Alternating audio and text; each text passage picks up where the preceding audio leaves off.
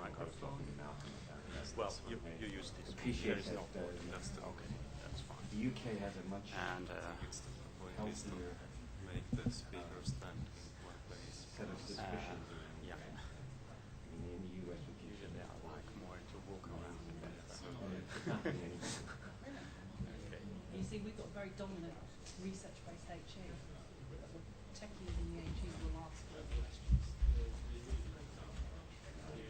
that's quite good. Yeah, no, I think you guys are doing that much better. Have you met Dave Townsend? Okay, basically down is over there. No, in fact, I Yeah, put okay. Dave already in contact with this person from the US because one thing that's quite exciting is that VO's over federated identity is moving forward very quickly.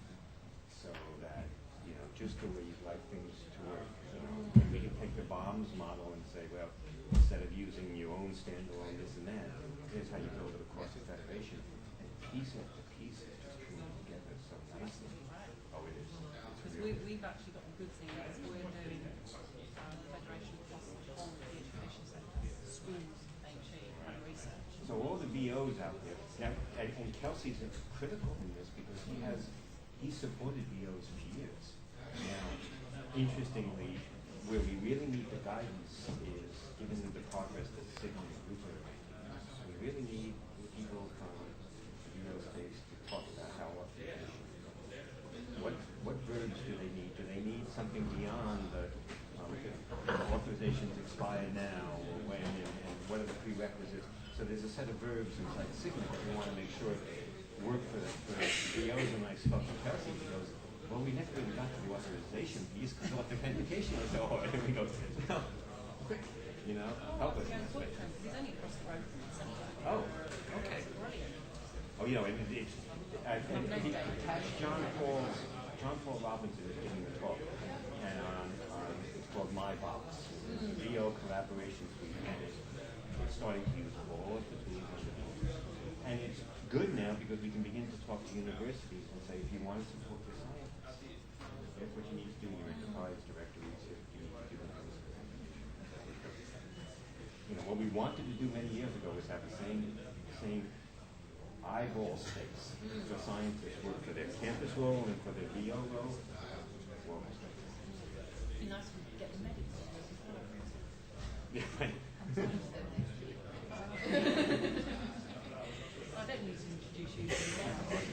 I think, thank you.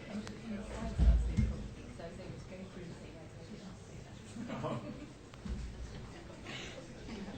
So can I ready? I am ready. So let's start now. What about the other speakers? So are they going to be? Oh, there's Uwe. Hello.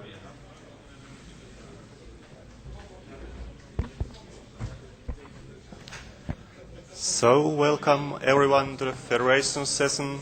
I'm Mikael Linden from Finland, and I'm your session chair. We have 3 high-quality speakers today, and first one will be Ken Klingenstein from the United States.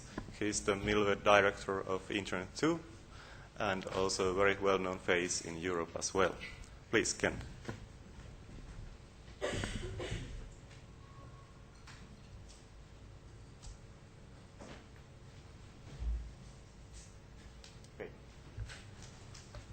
Thank you, Mikhail.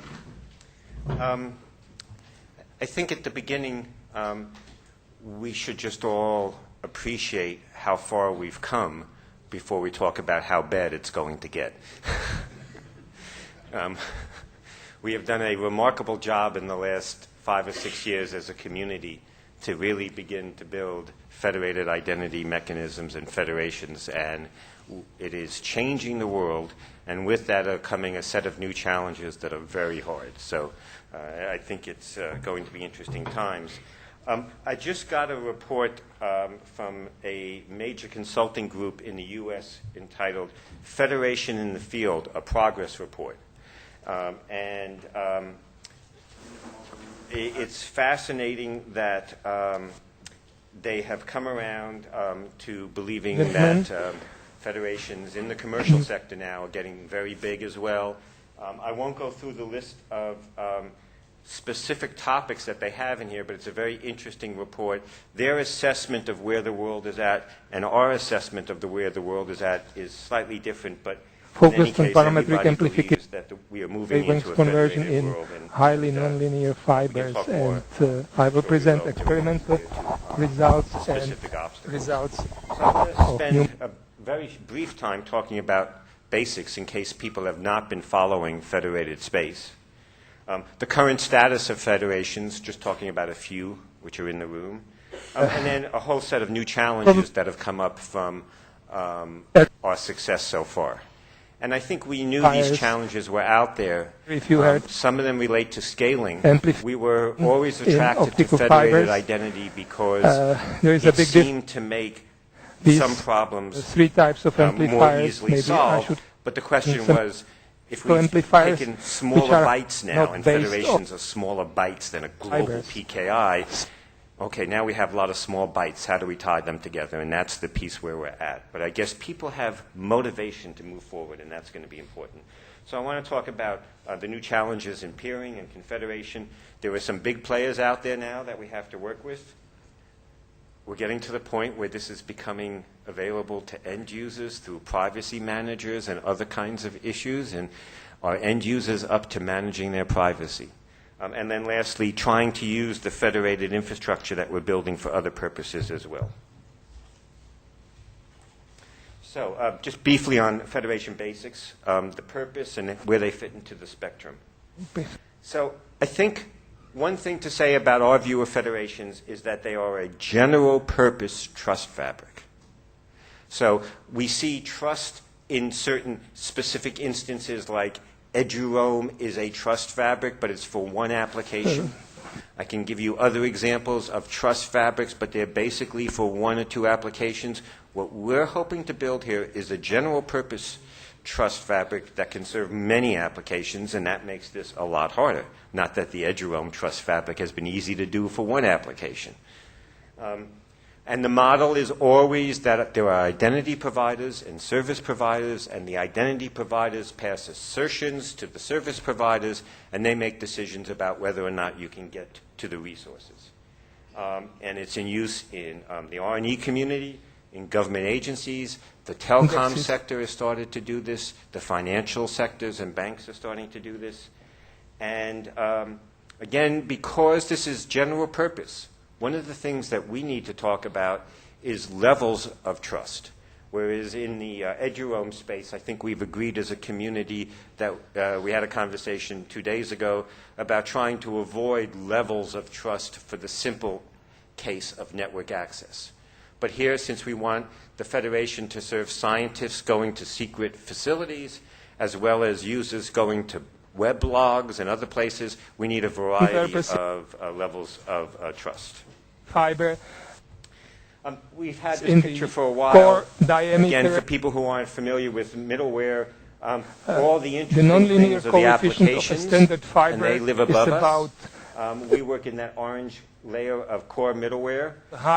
There was network layer middleware that we always planned to get to, and we haven't.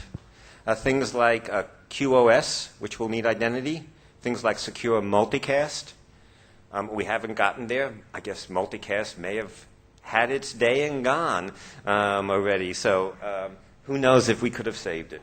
So I want to take that orange layer now and expand it a little bit, and notice that there's a set of services like authentication services, authorization and group management, directories, and federating software. There's a set of services in core middleware that we understand now and we're working on. There's another set of services just below there, things like digital rights management, workflow, et cetera, which are missing pieces of the puzzle, but we can see now we have enough of the puzzle to know which pieces are missing, and we're starting to work on that. I think workflow is one of the interesting cases where now a number of countries are beginning to look seriously at workflow initiatives, and that's going to be very exciting. I won't go into the others. You'll see that box in the upper corner called Federating Software. That's where we're going to live for the next half hour. And federations are ways that we use the federating software to connect the buildings that are our enterprises together. And then finally, if you expand what's in a federation, we need to worry about common policies and practices, metadata management, federating software itself, some common attributes, and trust at both bilateral and multilateral structures. So we have some general purpose. They're persistent. I think one of the things about the federations that are being described in this paper is that they're not generally persistent. They're a group of companies that come together for a particular purpose, and they federate, and then their purpose is gone, and they go away, whereas I think what we're trying to build are federations that will last as long as our universities have lasted. And that's a challenge. They're sector-based. They're nationally based because of the differences between privacy and security among countries. We have federated operators. There's a number sitting in this room today that handle a few key activities. And we use a common piece of software. I think one of the most exciting federations that I've seen recently was as a result of the Hurricane Katrina in the U.S. last September. Refugees were scattered throughout the U.S. and various places, various hospitals were designated centers for all the refugees that went to Washington, D.C., for example. And so we talked to the people who were setting up the support center for these refugees in Washington, and they said, we need to connect all the Red Cross units out there into our database. Do we want to mail out passwords to all these Red Cross units, et cetera? So over a weekend, people developed a laptop with SHIB on it, where you gave it to the Red Cross, they plugged it into their network, and they had a single-purpose federation to the centralized database. And on Monday morning, all these people were able to deal with the refugee in front of them saying, are you in this database? I can federate. It was exciting. Sunday after, it took 48 hours to develop this laptop. Very fast. Halfway through that process, somebody said, why should we trust authentication from the Red Cross? Where are the lawyers? And somebody from FEMA, the only wise person from FEMA left, said, we don't need no lawyers, we have urgency. I love that one. So you sign a contract to join. You still need business relationships. The Federation does not do much in this process. It collects only the signing keys and metadata. It doesn't authenticate end users, and it doesn't provide any services, though buyers clubs do happen. One constant among the various federations out there is they are all using SAML on the wire, the Security Access Markup Language. And I think one good thing that has happened in the last year is that there's been a major convergence among flavors of SAML. And SAML 2.0 represents, in many respects, a mature product. It will go to probably SAML 2.1 and stop there. But I think we have brought together a marketplace, and that's an exciting activity. Scott Cantor, who some of you know from Ohio State, was key. He was a SHIB architect. He was also the architect for the Liberty Alliance for 2.0 of their specs, and he tied it all together. Lots of content now can get accessed, from scholarly to Napster, digital repositories and federated search. Google just announced a week ago federated access to Google, which is quite exciting. It means, among other things, that if you have content, if you have access control restrictions on content, when you type your search, you will only see stuff that you're allowed to get to. And that's important for librarians. Lots of other things are using this as well, grids, file sharing, etc. The Federation policies typically are, there's a contract for you to join the Federation.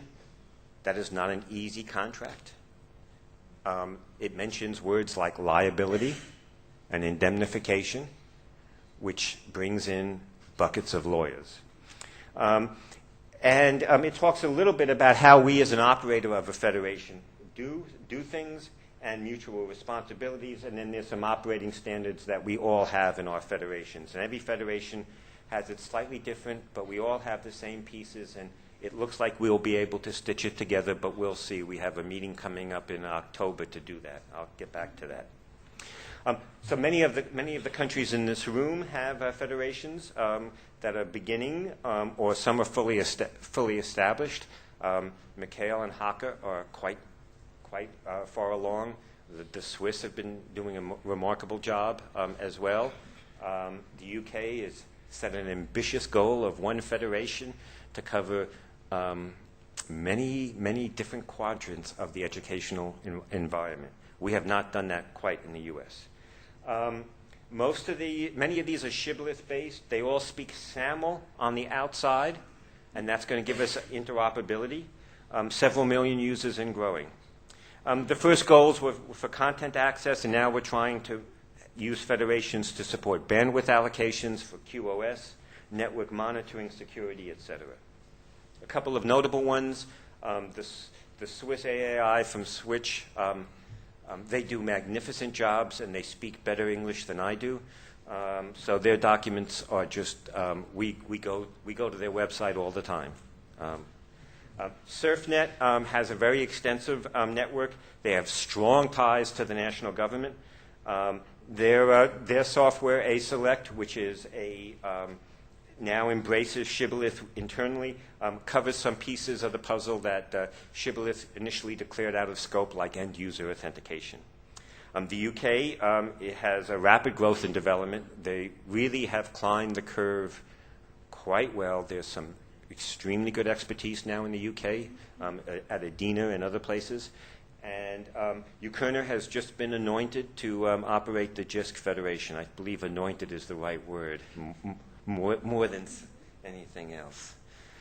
In the US, yes. It's always a challenge. There is In Common, and I will talk about that. That's our production federation.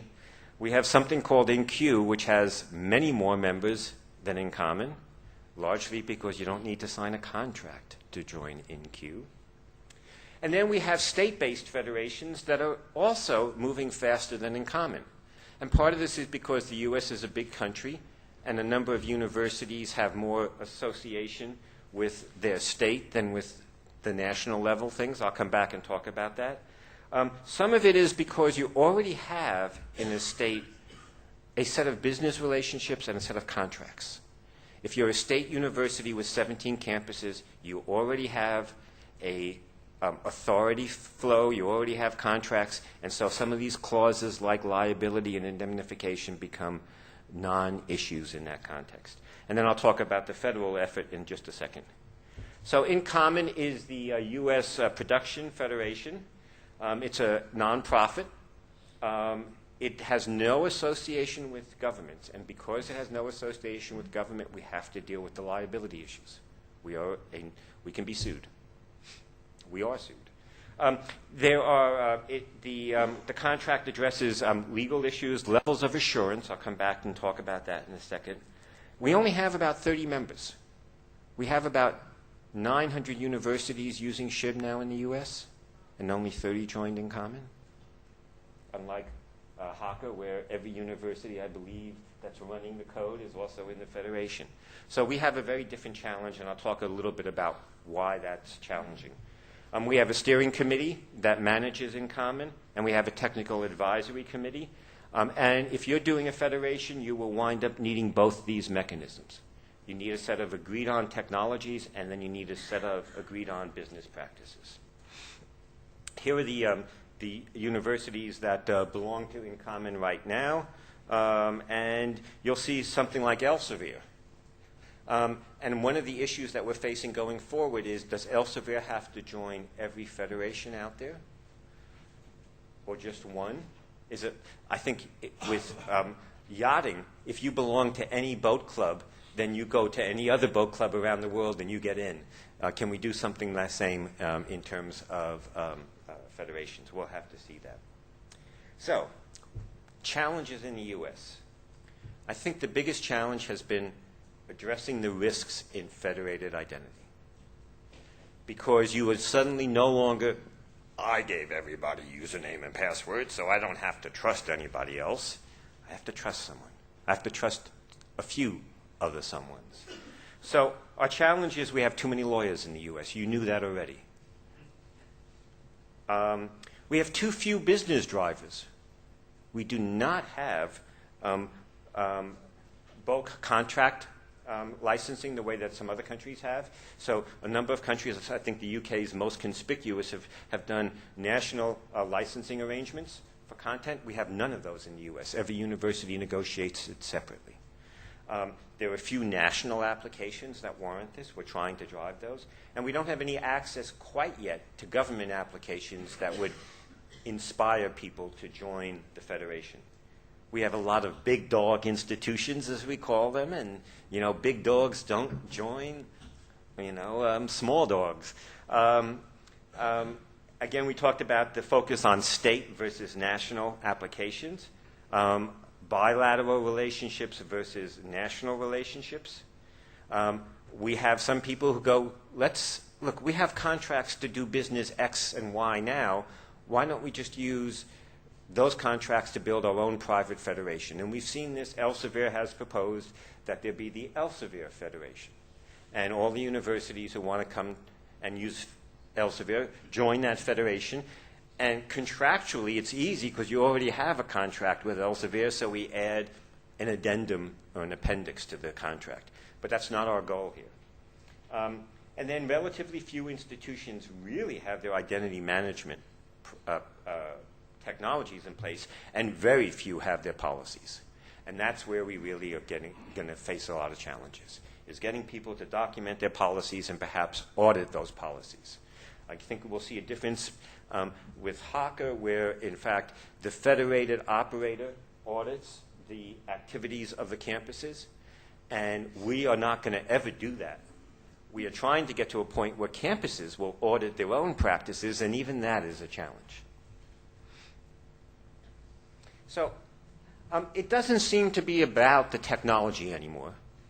SAML 2.0 seems to have carried the day, with the exception of a small vendor in Redmond, Washington, but we're working heavily on them. And then some will ship with ship profiles embedded. We're having very interesting conversations with Oracle, for example, about how when Oracle 11G ships, there will be a ship profile in it. We're hopeful of that, but we're not certain. There were some questions, though, about integration with other trust fabrics. I think when we started this business, we thought there was going to be one trust. If we could get one trust fabric, we'd be a hit. And now we're starting to understand that for, let's say, eduroam.us, it's going to be a different trust fabric. It's going to have a lot of geography in it. A university will want the schools in the neighborhood to be able to have their students bring laptops on, but we're not going to allow that at a far distant university. So we are starting to tease that there will be slightly different trust federations for slightly different purposes, and catching a strong head shake. So when we get to the questions, let's talk about that. On that. We have the same issues with PKI hierarchies, et cetera. Texas has formed the Lone Star Federation. How does that relate to In Common? Questions to answer. And in fact, can we build a federation in the U.S., or are we just going to be assigned to bilateral hell? New challenges. Peering and confederation, coordinating with the big players, end users, and leveraging.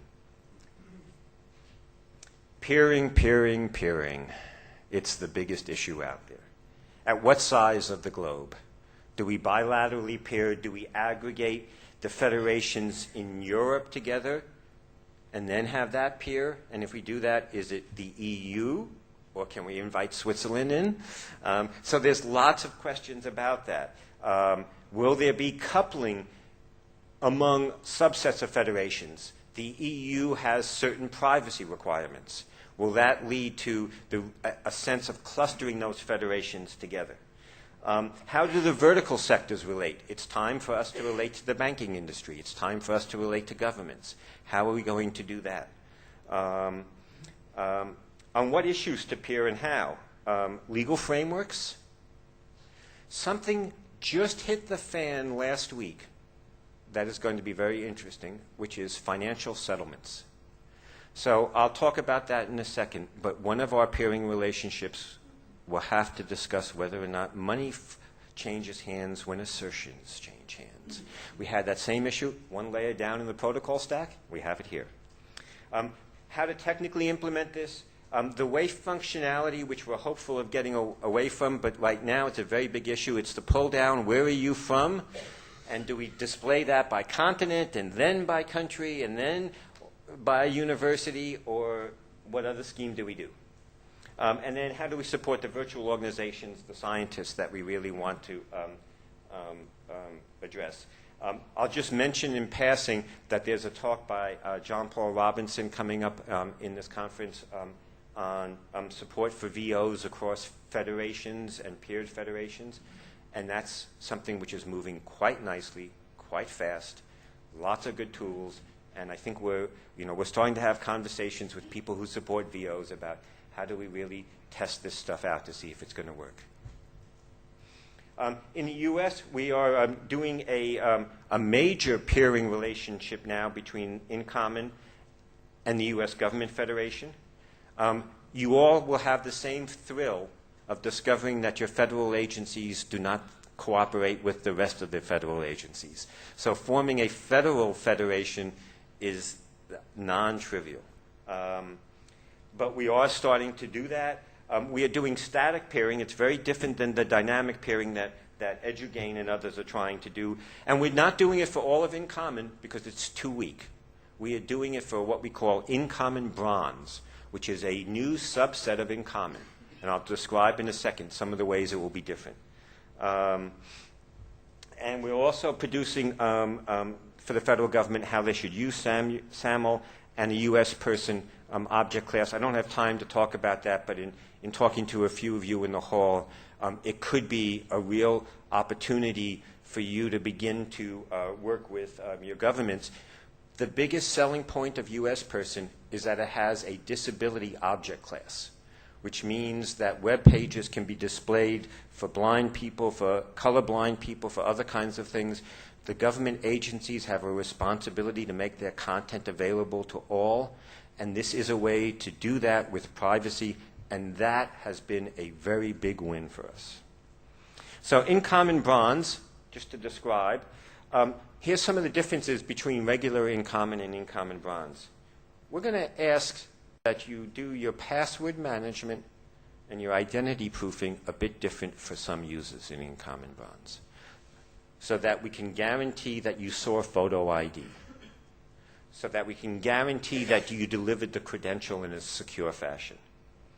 That doesn't mean you have to do it for the 2 million students you have or the 4 million alumni you have, but for some communities you need to be able to do this. We will talk about audits for the first time, but these will not be external audits. You will not have to hire PricewaterhouseCoopers to do this, but you will have to talk to your auditors on campus and train them on how to do identity management audits. We are beginning the process with the National Association of Auditors to do this. I won't go through some of the other issues, but this is a fascinating space, and it's very detailed and good. I will skip some of this stuff in the interest of time, but we still have some gaps in risk assessment that we have to think through. How do you protect your enterprise signing key, for example? And how did you identify that Uli really represented the University of Zurich in this process? And then cross-federation risk management. One of the other things that, as I mentioned, financial settlements. So the U.S. government began a process of working with banks to allow you to use your banking account to look at your Social Security information. I can do that today. If I'm a member of Fidelity Bank, I go over to the Fidelity website, I authenticate, I look at my balance, I go over to Social Security, the U.S. government website, I don't have to re-authenticate. That's all real good. So halfway through that process, Fidelity Bank said to the U.S. government, so you don't have to create accounts for these people anymore, right? Right? So you're saving money, right? Right? We want that money. Wrong. we won't do this unless you give us that money. Wrong. So that process has stopped. So they turned to us in higher ed, and we forgot to ask for money. It's our nature. So they're thrilled to work with us now. So going back to those peering relationships, we're going to have to agree that if DFN is working with the U.S. in common, and we're passing assertions and attributes back and forth, we don't pay per attribute. On the other hand, that would help privacy. If you had a pay per attribute in some sense, you would ask for the minimum number of attributes you need because you were paying. But it's financial settlements. We didn't think about that 6 years ago when we started. International peering, a big issue, as we've said. EduGain is certainly something that we're all looking at, hopefully, as a technology piece, but the policy piece is going to be much, much harder. Fortunately, the key use cases have yet to surface. We're real close on grids, but not there. I would mention as well that the UN has expressed a lot of interest now in this process. I don't know if that's good or bad, given the UN's history, but coordinating with the big players. The content providers are heavily federated-oriented. We need to coordinate. We are actually doing that quite well without any formal mechanism, just an email list, and that's remarkable, and that's wonderful. And then Microsoft, of all people, are now starting to distribute their software using federated approaches to students. You'll be humored to know that when Microsoft did this, they said, so can we test out with some national federation? And we said, sure, and I think we suggested the Swiss to them. And then the Swiss said, you need to sign a contract to join the federation. And Microsoft went, sign a contract? And they called us up, and we said, no problem, just think of it as a click-through, okay? Just say, I accept, and then, Thank you. End users, another challenge. The MAMS project from Australia is doing marvelous work. They've developed institutional privacy managers, and we've now seen the first personal privacy managers. Nice stuff. And in fact, we think that this will be integrated with InfoCard in maybe 6 months. So all your personalities will show, when you boot Vista, the third screen up will be, here's all of your business cards representing your personal trust and your enterprise trust. So can users manage this stuff? Will they say, I don't want to release that information, not be able to get the content, and then call you up and complain? Yes, they will do that. Virtual organizations, I will skip this in the interest of time. I can just tell you that there were numerous GridShip projects, too many of them. But that's what happens when you start to work with the grid community. They go off in many interesting directions. Some of these are kludge, layered on kludge. I hope that translates. But some are steps in a long-term strategy. And I'll skip over this stuff. And then I think the last slides are that we really want to begin to use federations for exchange of security information, for real-time security stuff. We're starting to do that. To negotiate bulk contracts. And I suspect we're going to face new challenges. Can I, as in common, who wants to develop a security relationship with the JISC Federation, do I have to get all my members of the Federation to agree to this, to do this? If I sign a contract, it binds all the members of the Federation. What's that going to mean? So we want to do security incident exchange. We think this will do a lot for spam control because we can authenticate the signing keys of all the universities, and if the mail didn't come with that signature, it's not from that university. DNSSEC discovery, trust-mediated transparency. I spoke to Harold about making sure that he includes a transparent network in a good internet, and we think with trust we can do that. So let me stop there, and I know there was at least one head shaking. If they want to, questions now or later?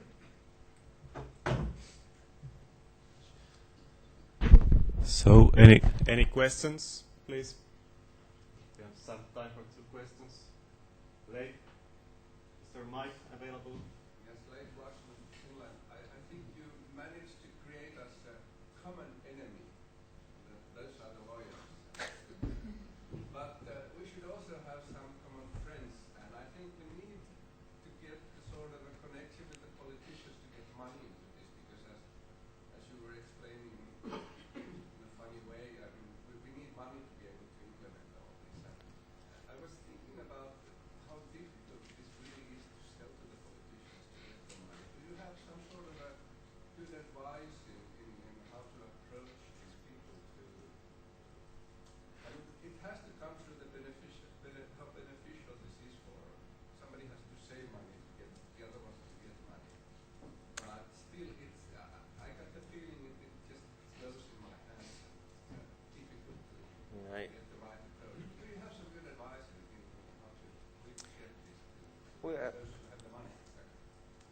So there's money for development work, and then there's money to implement all of this stuff.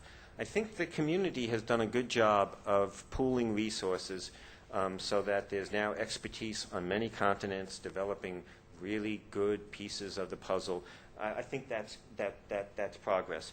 The getting the governments to think federated identity is a challenge, but I was very encouraged to talk to the minister from Norway for education and research yesterday, and I know with the U.S. government things are going well. And then we're starting to see spontaneous activities.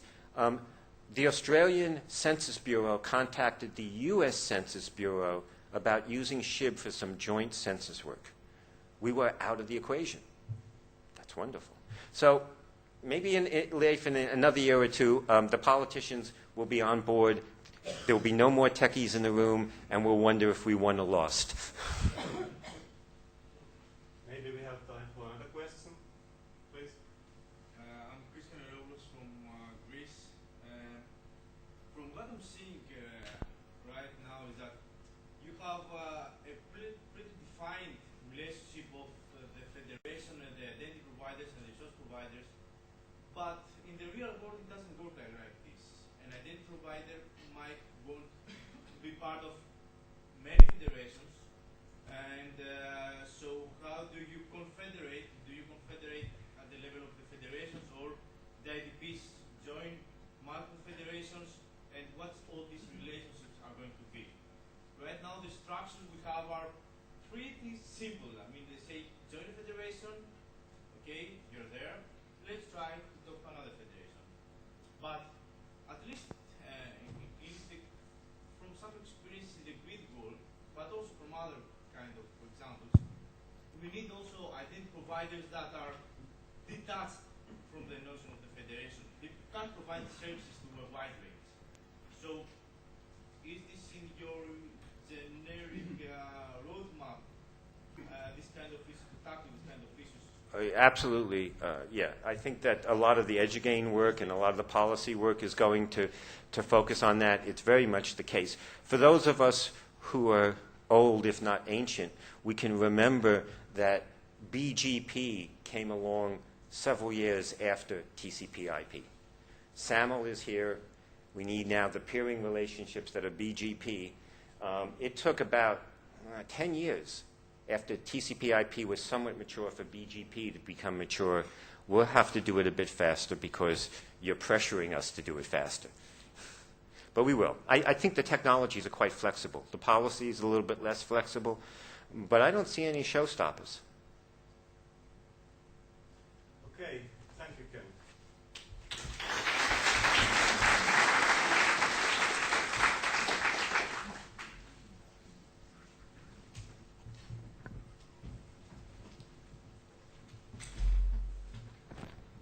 And the next speaker is Nicole Harris of JISC, and she's the program manager of JISC Core Middleware project, and now we will hear about UK Access Management Federation. Please. Thank you. When I was planning this, I kind of just wanted to go, we're doing what he said and walk off, but then I had to think a bit about what we're doing in the UK and what we're having to do in the UK that is different to what's maybe going on in the US and some of the other areas. One of the biggest challenges we have in implementing a federation in the UK is that we have a very, very good legacy system called Athens. And when you've got a system that works and you're trying to replace it, you're obviously going to face a lot of problems. A lot of those are to do with resistance. Athens has served the UK very, very well for many years, and they are going to be a key service partner as we move forward with the federation. What Athens have done for us, or what EduServe has done for us, is design something called the Federation Gateways, which are allowing existing Athens users to access Shibboleth resources and vice versa. That's been really, really important to us. We also need to make sure that we have an intensive outreach programme to support this transition. So that's a unique point for the UK, I think. Another unique point is the sheer size of this issue in the UK.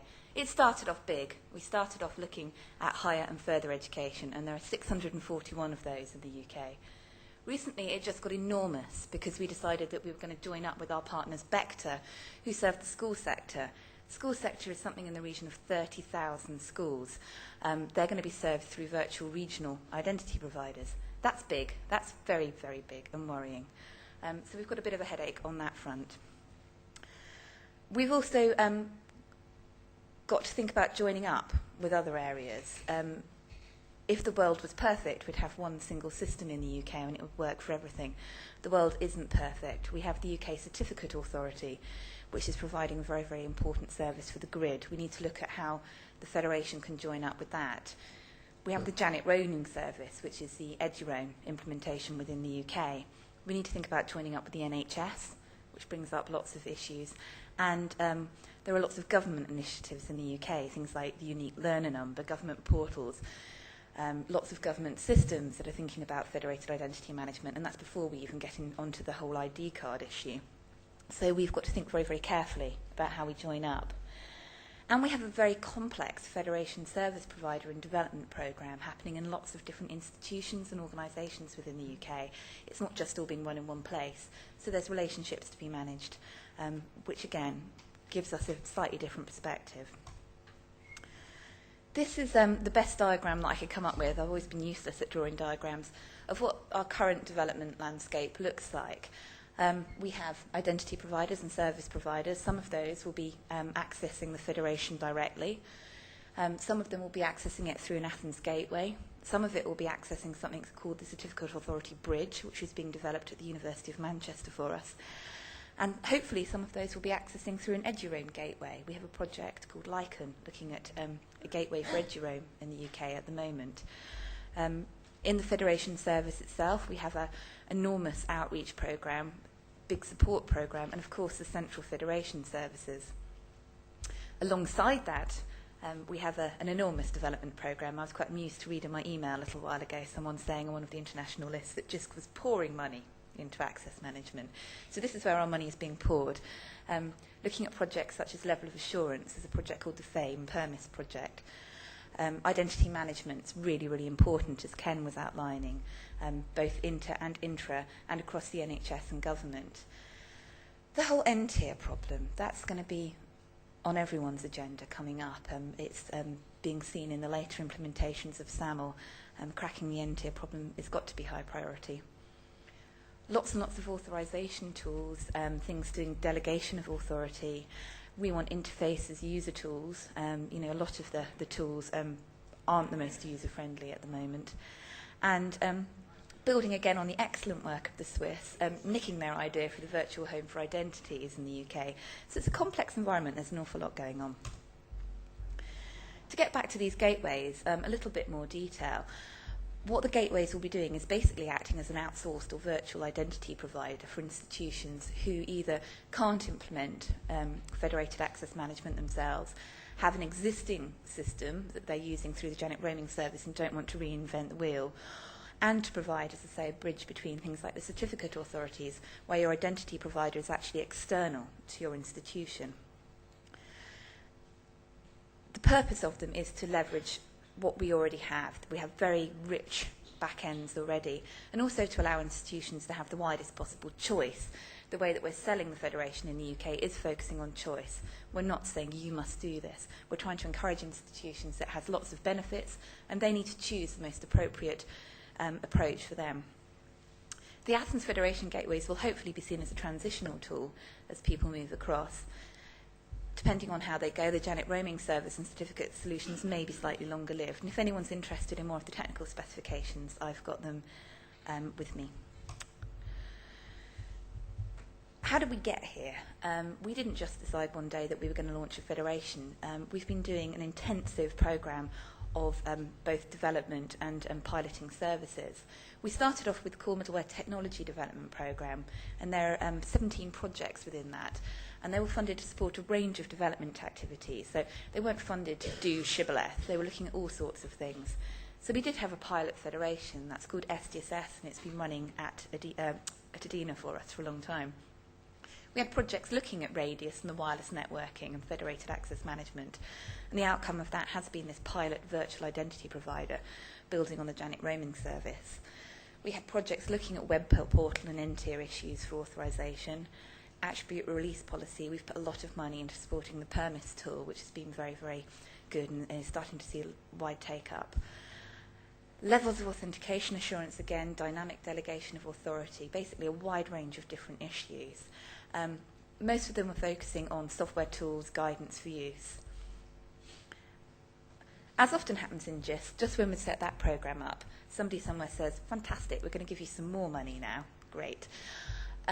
We were given the specific aim of implementing a working federated access management infrastructure. That was aim 2 in the core middleware plan.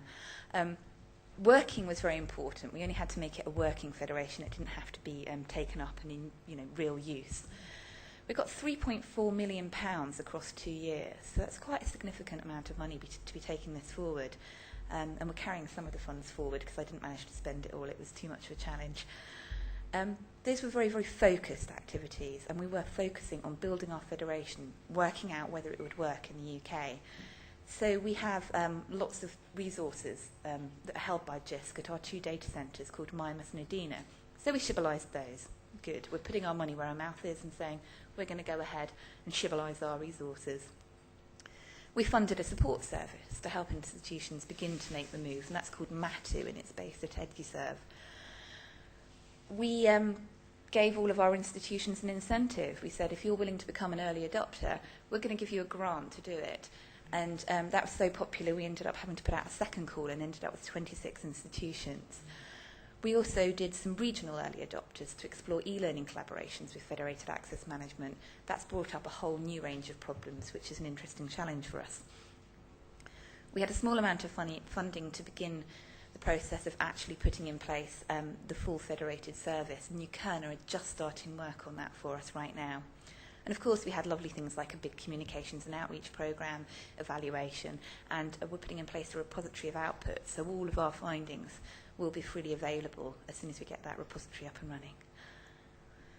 The outcome of this is that initially we hoped the full federated access management system would be in place by August 2006. We're moving our early adopters over the summer. It won't be in full national use till September at the earliest. Where are we now? Well, we've now moved into what we're calling our transition plan. This is the hard bit. This is where we need to move from a working infrastructure to a full production federation. We need that critical mass of users. That's hard. It's involved change within JISC. We're having to integrate our current working plans within JISC development and JISC services and form a new relationship that can see an awful lot of time being spent in between the two. You can't just take a development and move it into service and everything magically happens. What are we doing? Well, the first thing that we secured was that we were going to carry on funding our current access management service. So we'll be funding Athens until July 2008. I've described the Federation gateways in detail. They're going to be really, really important to us. We're going to extend our support service. We're, of course, funding the federations itself. Communications and outreach again and again. And, of course, participation in all of the national and international liaisons. All of the good stuff that Ken was talking about, such as the Torina group, such as the publisher liaison, which has been amazingly useful in terms of getting the publishers on board. It's amazing the power of a simple mailing list. So those have been really, really critically important for us. As I mentioned earlier, we really wanted to focus on giving institutions a choice. It wouldn't work if we just tried to push out the system. They'd just withdraw and say, no, we're quite happy with what we've got. We don't want this change. And anyway, isn't it going to cost us a lot of money? Well, the answer is yes. So we've said to institutions, okay, you've got 3 choices. You can become a full member of the Federation using the community-supported tools like Shibboleth that are out there. And yes, there are costs associated with that. There's a lot of institutional effort, mostly around enhancing your institution directories. But of course there are lots of benefits. If you do it this way, well, your staff are going to be better skilled. They're going to know how to run and operate this thing for you. You're going to have full institutional control of it. And you're going to get the maximum benefit in terms of access management for internal, external, and your collaborative resources, hopefully both in the e-learning world and the grid world. But that might not work for you. So your second choice would be to become a full member of the Federation, but say, don't really want to do it ourselves, we'll pay for some support. And again, costs and benefits are going to be different for you. And finally, you can go through an assessment process and say, no, our institution just can't do this. It's too much. We can't take this on. That's okay. We're saying that's absolutely fine. So you subscribe to an outsourced identity provider, such as Athens, who will work through the gateway with you. And of course, there are subscription costs associated with this. The benefits are different, but it's all of these three are equally valid choices, and it's very important that each and every one of those 641 FE and HE institutions have that choice. The schools aren't getting a choice, by the way. I mentioned lots and lots of communications and outreach that's going on. We're very good in just at doing pretty glossy pictures. We're trying to start the process of making institutions understand that it's not just about implementing Shibboleth. If you just implement Shibboleth, you're not going to get very far. There is a road that you need to go through, and it's a considered road and a considered process. So you start off at the bottom with your institutional audit. It's really important that an institution understands the business case for adopting federated access management, and it means something to them. Once you've accepted that this is the good road for you to be on, your next biggest headache is going to be your directory development. It really is the area which needs significant work. The one lesson we've learnt from this is that the institutional directories that we have in the UK are in an appalling state at the moment. And we're really encouraged that by implementing federated access management, we're also gaining benefits elsewhere, because by getting your directory into a good state, you can do lots of other initiatives, such as e-portfolios for lifelong learning and all sorts of other things. Once you've got over that hurdle, of course, you need to start moving on to some of the perhaps more simple software implementations. So you need to have a single sign-on. You need to implement an IDP. That might be the same process. It might not. Finally, you've got to join the federation. You've got to understand what it means to join the federation. You've got to talk to your institutional lawyers and make sure they're happy with you joining the federation. They probably won't be, so ignore them and you join anyway. And finally, institutional rollout. That's really important for us. At the moment, access management for external resources in the UK is traditionally managed by librarians, something called an Athens administrator. By implementing federated access management, you're moving that back very firmly within the IS departments. We don't want libraries to become disenfranchised. We want them to see this as an opportunity for them to get on with the business of managing resources, which they're supposed to do, and not managing people. And also to make use of some of the fabulous tools that are coming out, things like the Sharpie tool and Autograph, which will actually help them with their resource management. We're also doing a lot of work on the very, very simple things.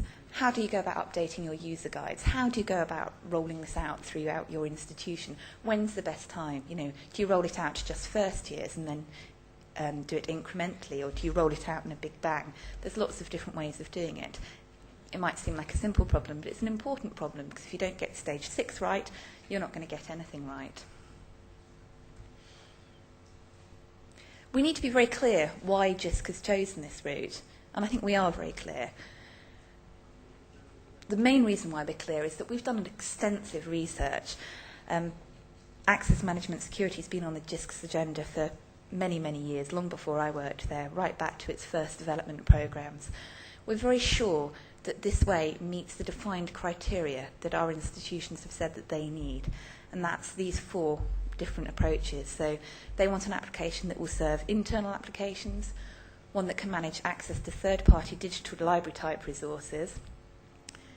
They want something that will help them with their e-learning collaborations, those nice, stable, long-term collaborations which are well-defined, but also interinstitutional use in terms of ad hoc collaborations, the virtual organisation stuff.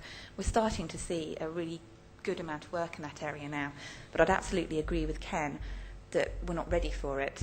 The tools are there. Institutions aren't really ready for virtual organisations. We're convinced that international take-up secures the future of development and support for this. There's a very interesting conversation going on various lists as we speak about that issue. And of course, international take-up also provides us with economies of scale, working with Internet2, working with Tarina. Things are getting solved that are providing benefits for everybody. We also have to consider, why is this strategically important for our institutions? What is the business case? Well, for us, it's easy. It's a key deliverable within the current JISC strategy, because we've understood all of the points which I previously outlined. we have to get institutions to recognise that this does require institutional effort, and it should be recognised within their institutional IT strategies and considered in a proper stepped process, that 6-stage process. It's also good, as I mentioned earlier, because it allows people to meet other strategic requirements. As most other countries, we have loads and loads of strategies. We have the DFESE strategy, we have the JISC strategy, we have the HEFGE learning strategy, we've got the Science and Innovation Investment Framework. All of these things are buzzing around, and institutions are supposed to be working towards meeting all of these strategies. Bechter came up with a really good document which looked at this and said, if you want to do all of these things, you need federated access management. That's a really strong message. And I've mentioned the national take-up and the international take-up many times. Impact. Impact's important. What is the impact of federated access management going to be for our institutions? It's going to mean change. People don't like change, but it is going to mean change. JISC support for Athens will not be available after July 2008, though it's important that Athens will continue. Institutions will still be able to buy into Athens themselves. We're just not going to pay for it for them. It does require institutional effort. It does require choice. And I think that's really important for the UK. It requires join-up. And I don't know about other countries, but join-up across institutions in the UK is often very, very difficult. Scientists don't talk to librarians who don't talk to e-learning technologists, and none of them talk to their librarians or their managers. And we need to bring them together for this to work. And we're convinced it means improvements. Real single, simplified sign-on, yes. Hopefully single sign-on. Improved directory systems, and the really, really good foundation blocks for secure collaboration. I'm just going to flick through that. Just to finalise, we've mentioned that we need to keep on investing in this. If people stop now, you know, things like Shibboleth won't be able to have a clear path, and it's important that we understand that we keep investing both in development and in the service. And I'm happy to say that JISC is going to continue pouring money into access management. A new development programme called the E-Infrastructure Security Programme is just kicking off. It's got very, very specific aims. We think that's important.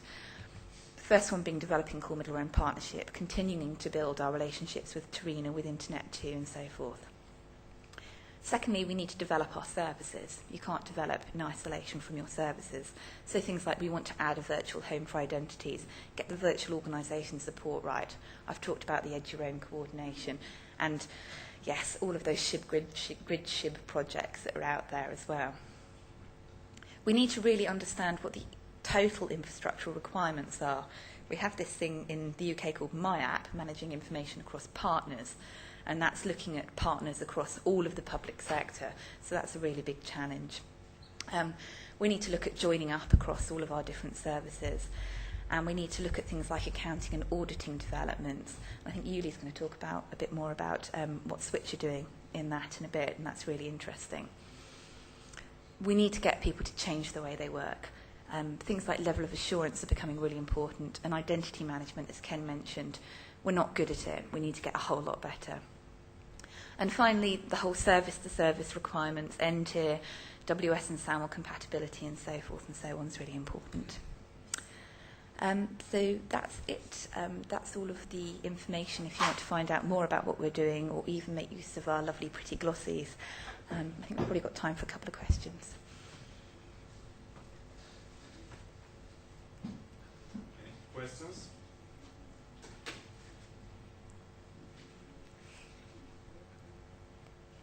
Yes? My name is Jan Kremser from the Ministry of Education in Norway. It was very interesting presentation you made, because we are in the same track right now, trying to implement a federated system for compulsory education. So, just one question. I think we have a special group that you might also share, the parents.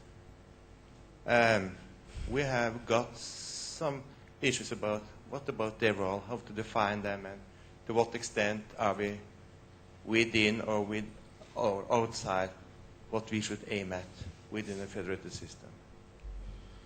Yeah, directly for JISC, parents aren't too much of an issue, because for HE and FE, children are pretty much seem to be on their own. It is a big problem in two other areas, mostly for the Vector implementation for schools and a lot of the work that the DFES are now doing in terms of implementing the unique learner number in the UK. We haven't got an answer to that yet. I wish we did, but it's going round in circles, working out the best way to allow parents to have access to information about their children, to protect their children and to set limitations. And it will be really, really important to roll out, and we will definitely be sharing information on the international mailing list when we know what we're going to be doing in that space. I wish I had a better answer, sorry. Any other questions? So, thank you, Nicole.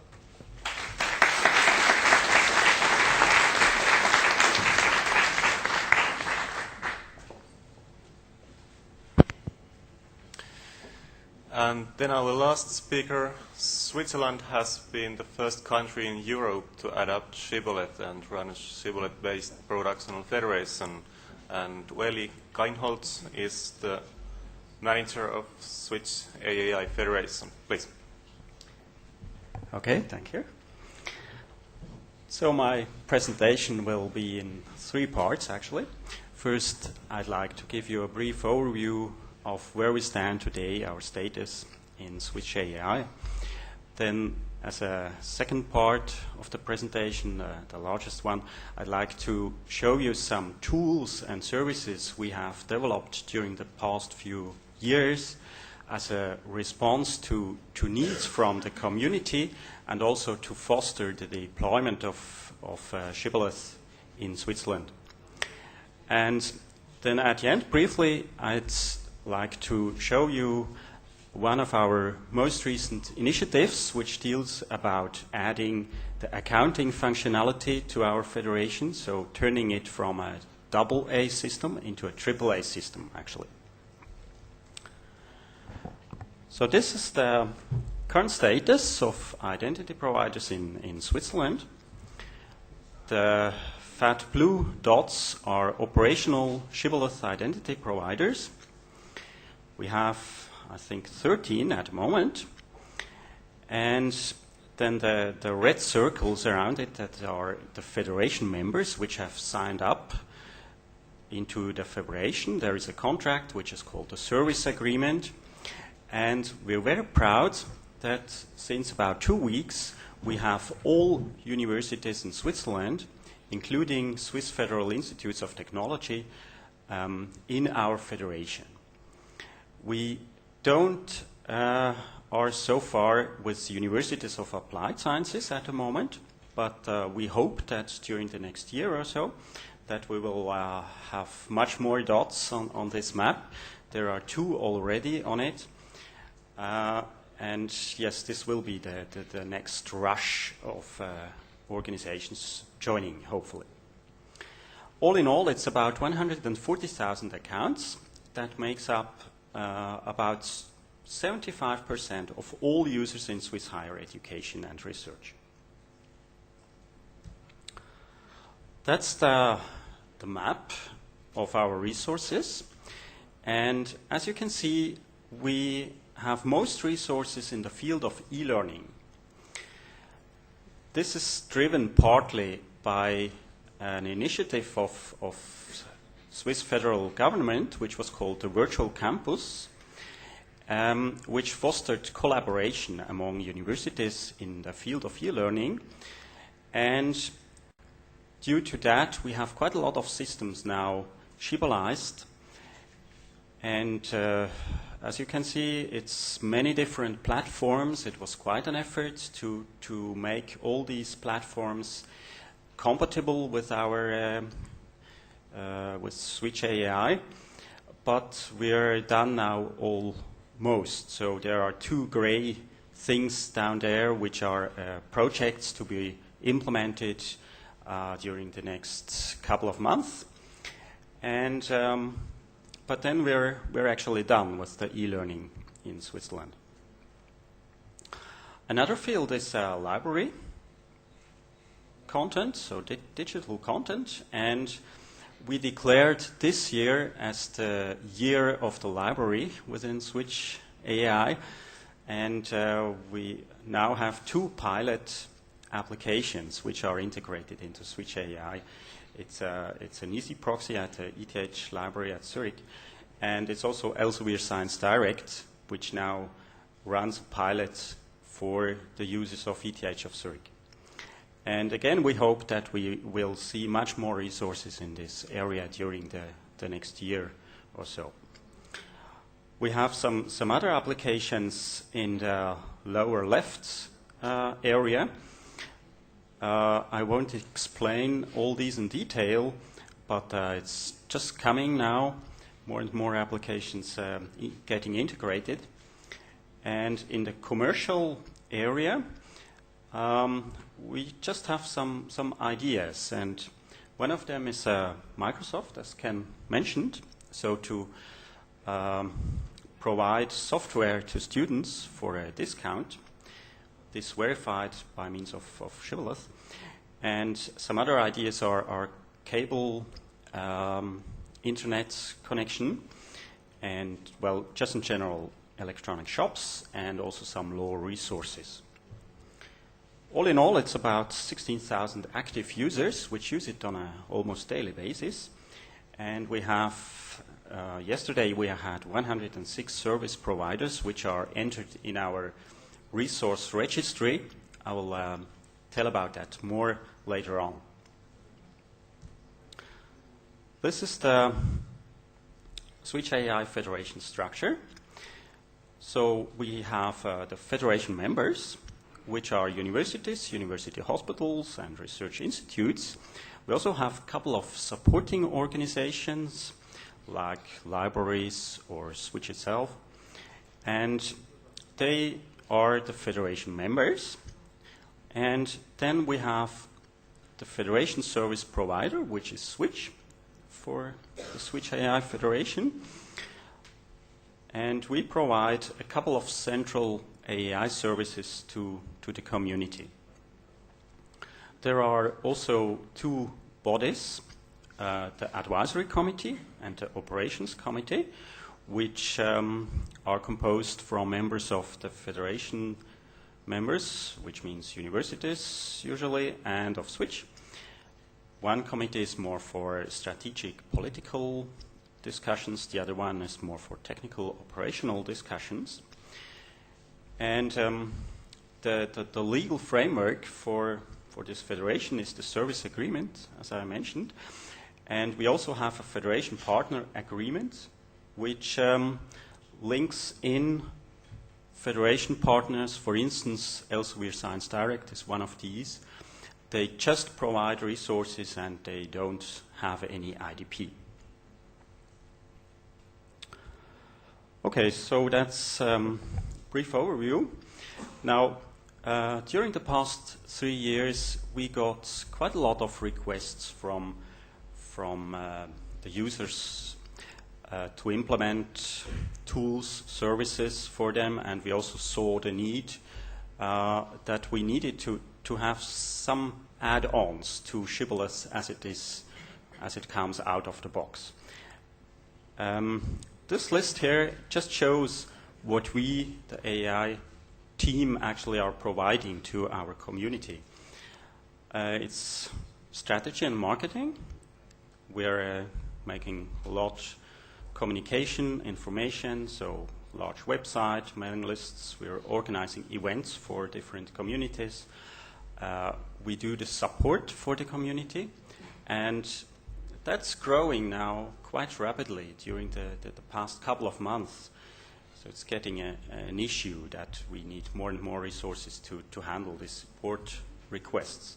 And we're also doing some consulting and training for the universities. We participate in the international working groups actively, and we also keep in touch with Internet 2, of course.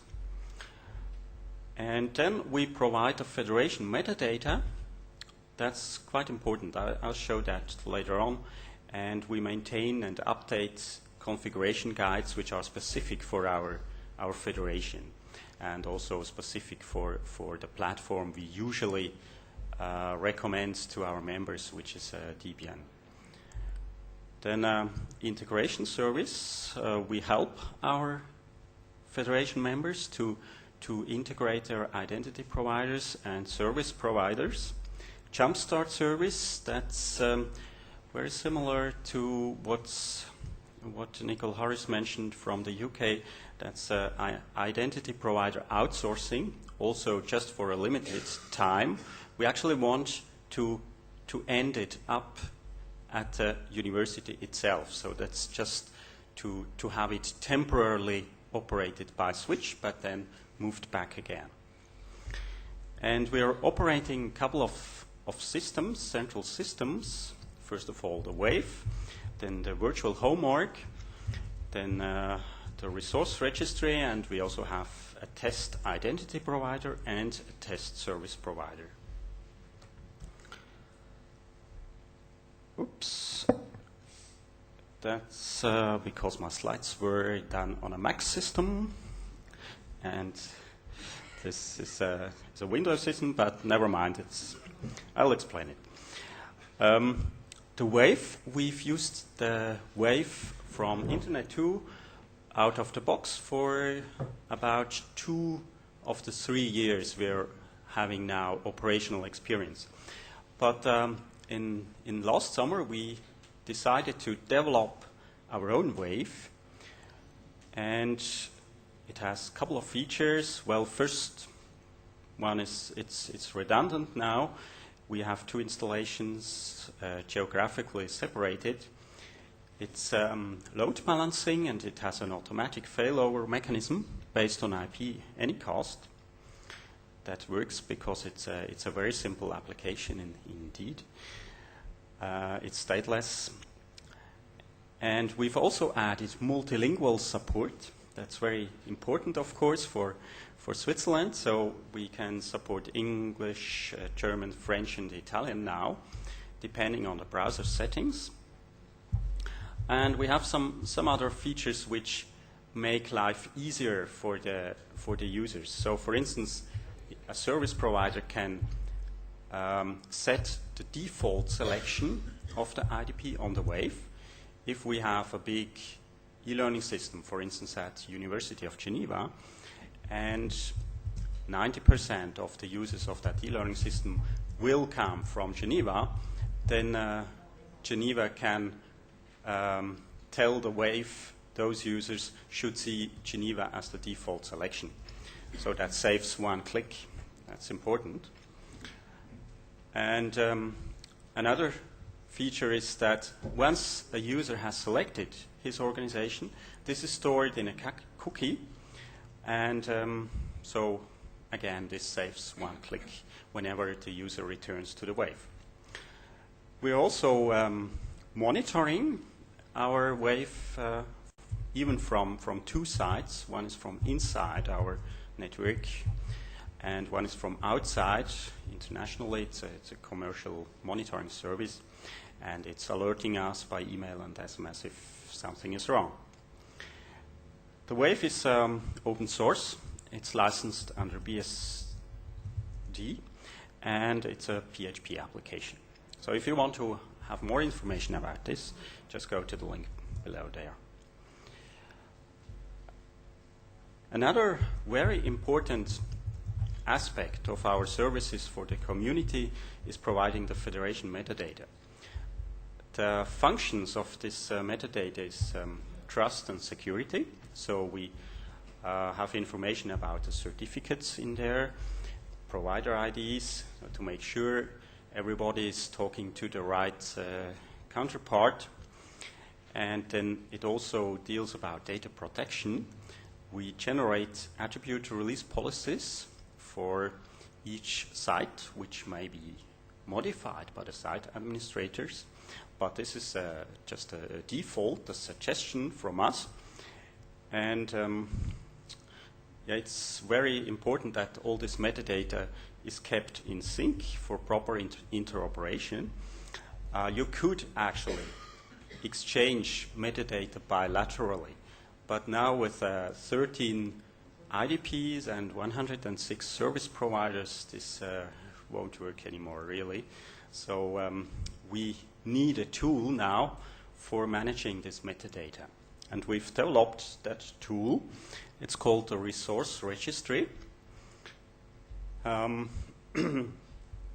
metadata file, by the way, is now more than 4,500 lines of XML. And so we actually generate that out of a database, which is operated at Switch centrally. And, well, there are two sorts of data which go into that database. It's the identity provider descriptions, or home organization descriptions, as we call it in Switzerland. And they are entered by the identity provider administrators. It's if a new organization is getting a member or is going to join our federation, the administrator submits this information on a web form, and we then approve that if it's okay. And from that point on, everything is delegated, actually. Then that person who has submitted that initial information is getting the Resource Registration Authority Administrator, the first one. And that person can then approve more registrations of that organization, and all the data is then entered decentrally that way. And what we generate out of this central database is the metadata file, as I've mentioned, the attribute release policy files, and as a byproduct, so to speak, we also have a list of help addresses for each resource and identity provider in the federation. And again, if you want to know more, see the link below. Another service which is quite popular in Switzerland, that's the Virtual Home Organization Service. I should mention that this has nothing to do with virtual organizations. It's a historical name. You could call it also the Home for the Homeless, for instance, which means you can generate identities for people who are not members of a university, for instance, but need to have access, for instance, to an e-learning resource. And then the resource owner or the service provider owner can generate that identity over a web form. The identities themselves, they are stored in a user directory at Switch, and the Chevrolet server is also operated at Switch, but we don't manage the data, we don't manage the identities. It's the resource owners who manage them and who are also responsible about their accuracy. That's quite a popular service. We have 9 resources who make use of it, and we have more than 1,000 identities in there.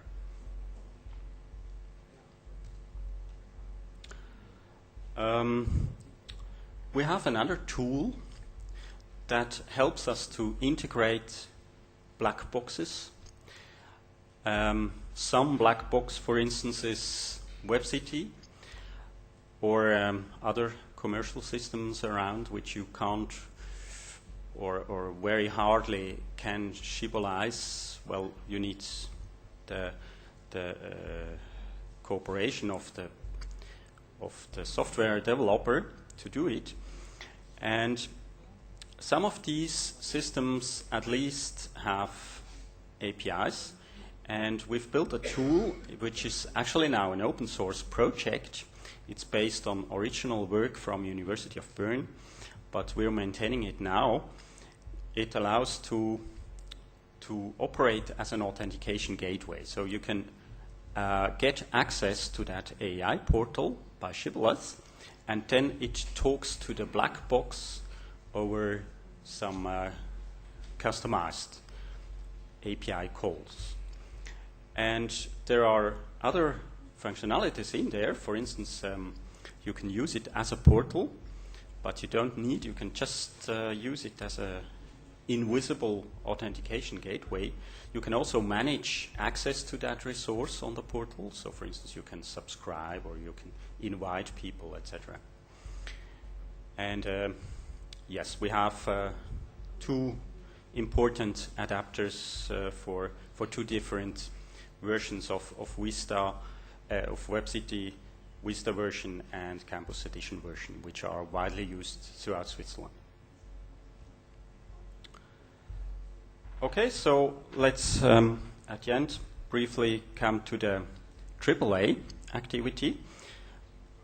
We started in last autumn a new initiative to investigate what the need is within our community for accounting. And we've came up with this chart. So the orange dots are where we are today. On the upper half, we have Switch AI enabled applications, and on the lower half, not yet Switch AI enabled applications.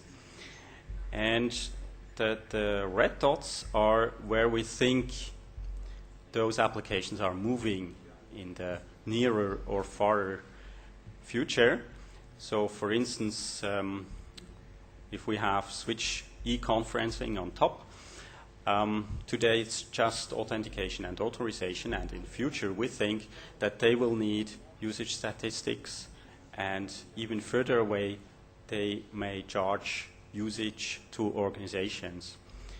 And in another example, we today have an SMS gateway, and well, that cost is charged to the organization, and we may turn that into a service which is shibbolized on one hand and which is also capable to charge the SMSs to the individual users. The green field is where we think that's the scope of this initiative. And we have conducted a preliminary study last year, so it has been published the beginning of the year. It's downloadable from our website. And we're going now to embark on pilot projects. And one of these pilot projects, that's the monitoring and statistics pilot project. And here you can see actually what happens. We generate log files on the identity provider and also on the service provider. That's nothing new. That's what was done so far. And what's new, that's the lower half. And here we develop some tools, concepts and tools to combine this logged information based on a handle, on a joint handle, merge the information and generate some statistics out of it. So, for instance, per identity provider and user or user group, and also usage statistics per service provider and user or user group. And another interesting aspect of this is that we hope to be able to monitor if anything goes wrong. So if you see patterns of error messages there, that we can detect some operational problems. That's why the monitoring comes in. And as I said, we just embark now on pilot projects, and we hope to have this terminated by end of the year.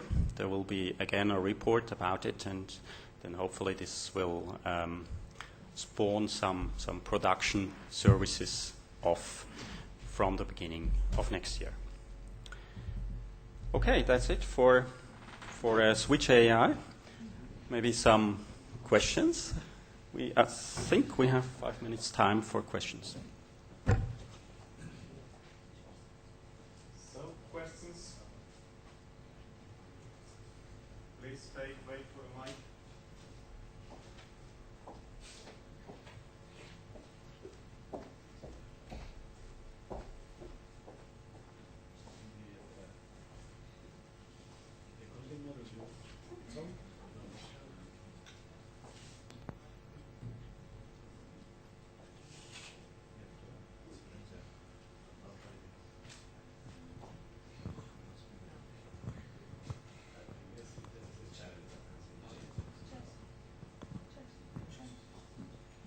No? Yeah.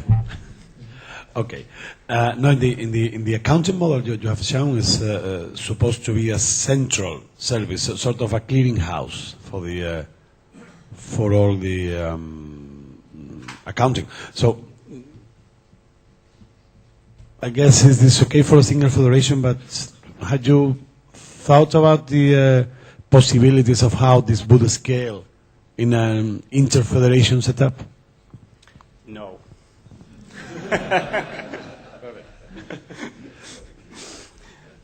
No, not yet. So it's actually, we've conducted some literature review. We've studied concepts which are available when it comes to AAA, and we also studied some use cases within Switzerland so far. That's it's limited to that. And I mean, just I must add, there are also data protection problems here. So you can't really merge all the data which would be interesting without considering data protection very, very intensively. And we've studied into that, and we can do some things which are allowed within Swiss law. And as soon as it goes across the border, it's getting more complex, of course. And this is the other point about the private or the commercial service providers. That do you plan to match somehow the data with what you have there in order to distribute payments among the universities or something like that, or is just one possible source of data which could be used is Elsevier Science Direct, for instance, which is the most advanced and most important commercial resource we have at the moment.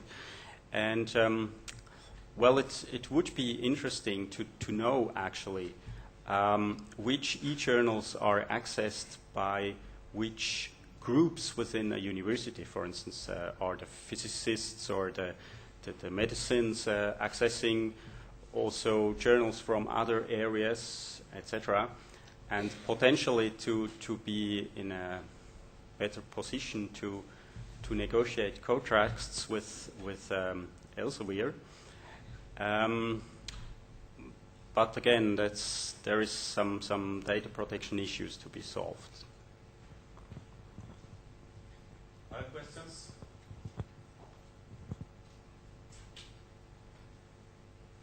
No? So, thank you, Willie.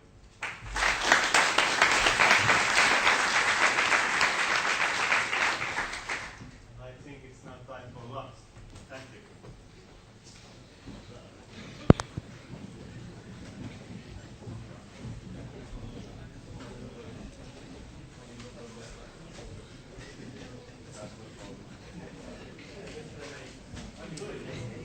Can I take?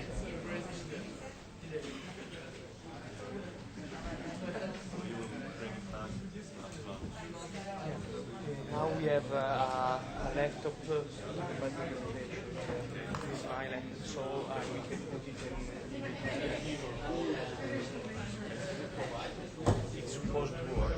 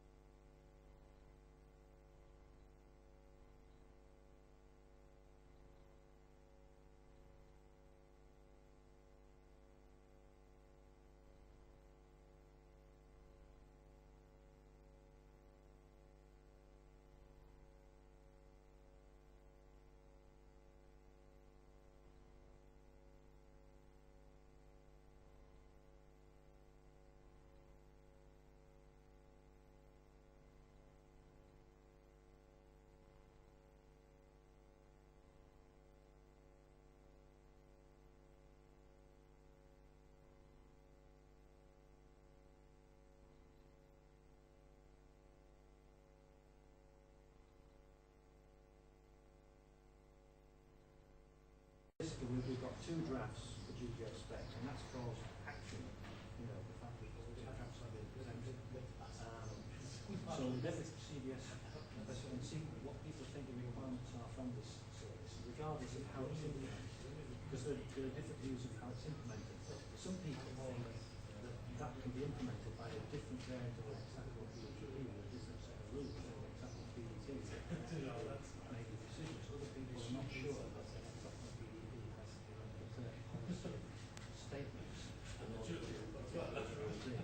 I tend to, at the moment, veer towards the latter, but it depends on what the requirements are from it. One very simple requirement, then that's how you're going to do it. Right. But if you want more sophisticated requirements, certainly an example V3 PDP one, so V2 one, V3 might not. So it's issues like delegation of authority. If I give my role to you, and you present your role to me, should the CBS validate your role and validate the chain that I gave it to you? Yeah, that's a requirement.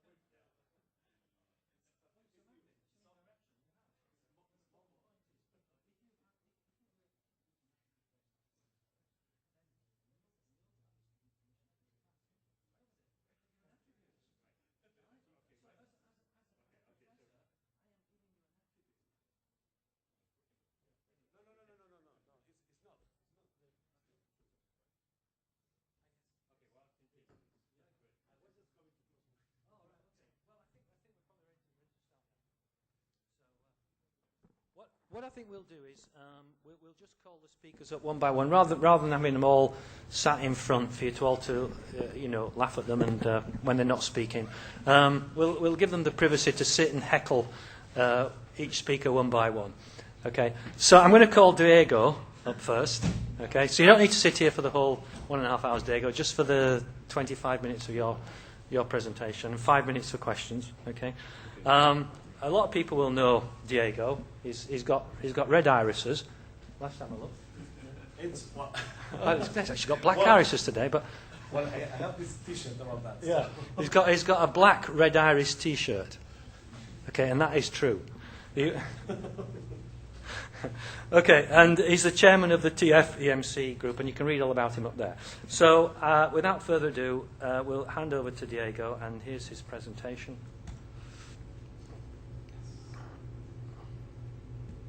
Okay, and I'm going to sit down there and heckle you, and at 25 minutes from now, I'll wave my hands. If you see that, just for those of you that know how to read Spanish, here what we have is never pronounce it red iris. You should pronounce it Rediris, Reiri, Regiris, Reciris, or Reiri, but never pronounce it Rediris, but it's okay. Anyway, well, the purpose of this talk is to introduce you what we are doing inside the Gerify activity in the Gen2 project. Well, in the AAA task inside the Gerify activity in the Gen2 project, in which what we are working is in an interfederation suite that we are trying to design to make possible the interoperability among different federations, not only two. Well, the goal of the AA activity within Gen2 was to being able to connect the different already existing federations that were available across the Gen2, the territory going to be covered by the Gen2 network. And the idea is that, and to offer it in a way in which the users will experience a seamless way of access, the resources that would be potentially protected by this. Going from to any kind of resources, and one of our aims, it is not put here, but one of our aims was to include as well some of these other federations that are a little bit apart from the NREN's orbits for the moment, like grids, for example.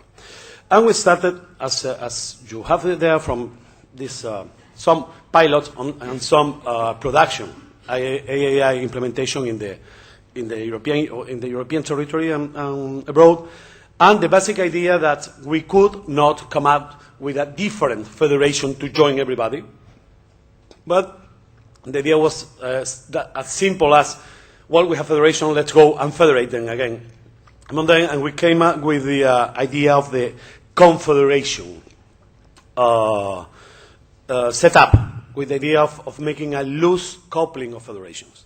Well, and what we have been working is in a technological model that supports this. Well, the idea in the EduGain model is to set a set, and that's important because we are not talking about a one single interconnection element per federation. You can use as many as you wish, from one, if you want a very centralized connection to the whole infrastructure, to as many as potential IDPs or SPs you're going to have in your federation, that we call the bridging elements. The metadata about the bridging elements, about which users they are able to provide identity for, or which services, or which requirements they have for accessing the service, are published dynamically through through an element that we call the FPP, the Federation Peering Point. And this metadata is distributed using a common EduGain service, which is called the metadata service, the MDS. Well, the metadata is retrieved by the bridging element through an API we call the EduGain Meta Query, by the BE, and there is what we do is to exchange data using the EduGain SAML profiles. We have the commitment of being standard compliance as well. And the trust model, which is also important because it's dynamically established as well.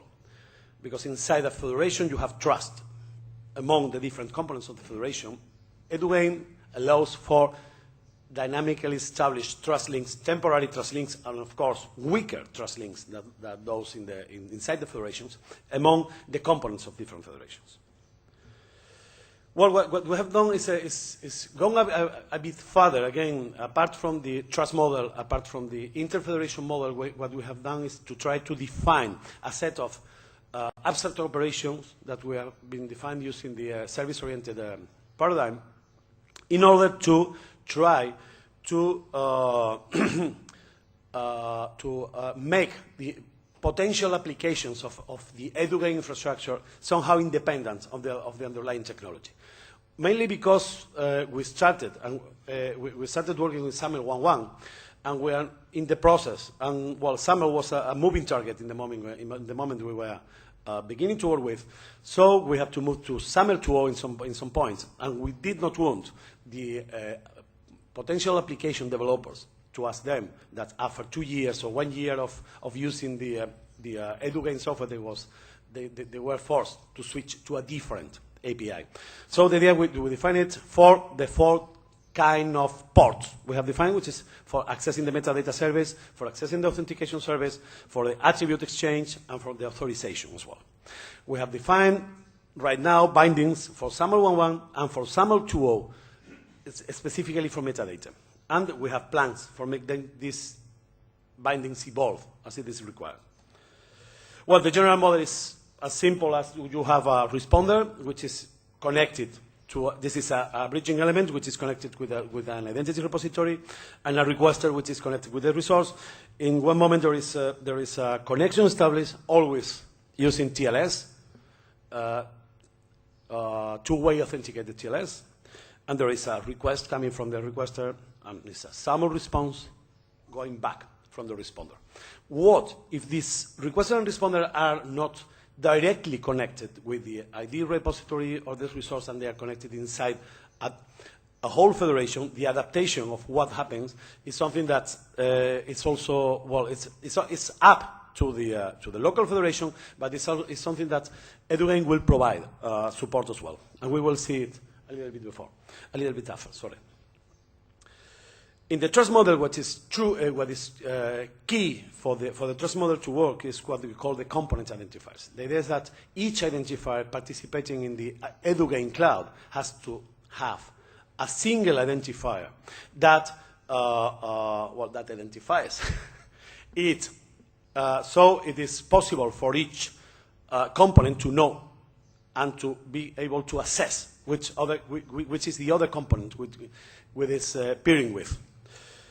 So what we have decided is to establish a naming schema based on URNs that are delegated from the top EduGain registry to the participating federation.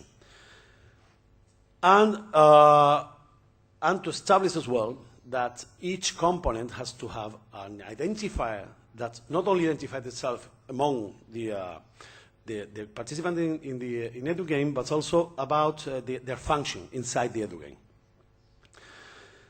And of course, they follow. The URN are hierarchical delegated, and they follow. The delegation is based on federation. So in the identifier of a certain component, there is its position inside the schema of participating federation, including the federation itself. So to show you some typical identifier, a typical FPP identifier should look like this. There will be the usual prefix URN, :gent, :edugain, :component, to identify component. I would say this is the federation peering point for the Starfleet. I am like the one who was mentioned during the opening talk this morning. I'm a Star Trek geek as well, so these examples are around Star Trek as well. So a typical B identifier should be the bridging element for the enterprise should look like that, and a potential service provider for the enterprise, in particular for the captain log, should look like that. And of course, there will be the role of the enterprise should appear like that. If you look at it, there is an identifier that is a component, what it's for, and where it is located inside the whole EduGain structure. And using these identifiers and using a PKI, which is the other part of the fabric, we are building our EduGain dynamic trust fabric. So the trust fabric is based on specific validation procedures in which there is not only we not only make the normal certificate validation about the trust path evaluation, signatures, revocation, the normal PKI stuff, but there is also a peer identification. So the idea is that EduGain certificates hold the components identifier always, and this component identifier that you have received in the moment of the connection negotiation, or in the moment you are verifying whichever signed material you are receiving, you have to match this component identifier against the metadata.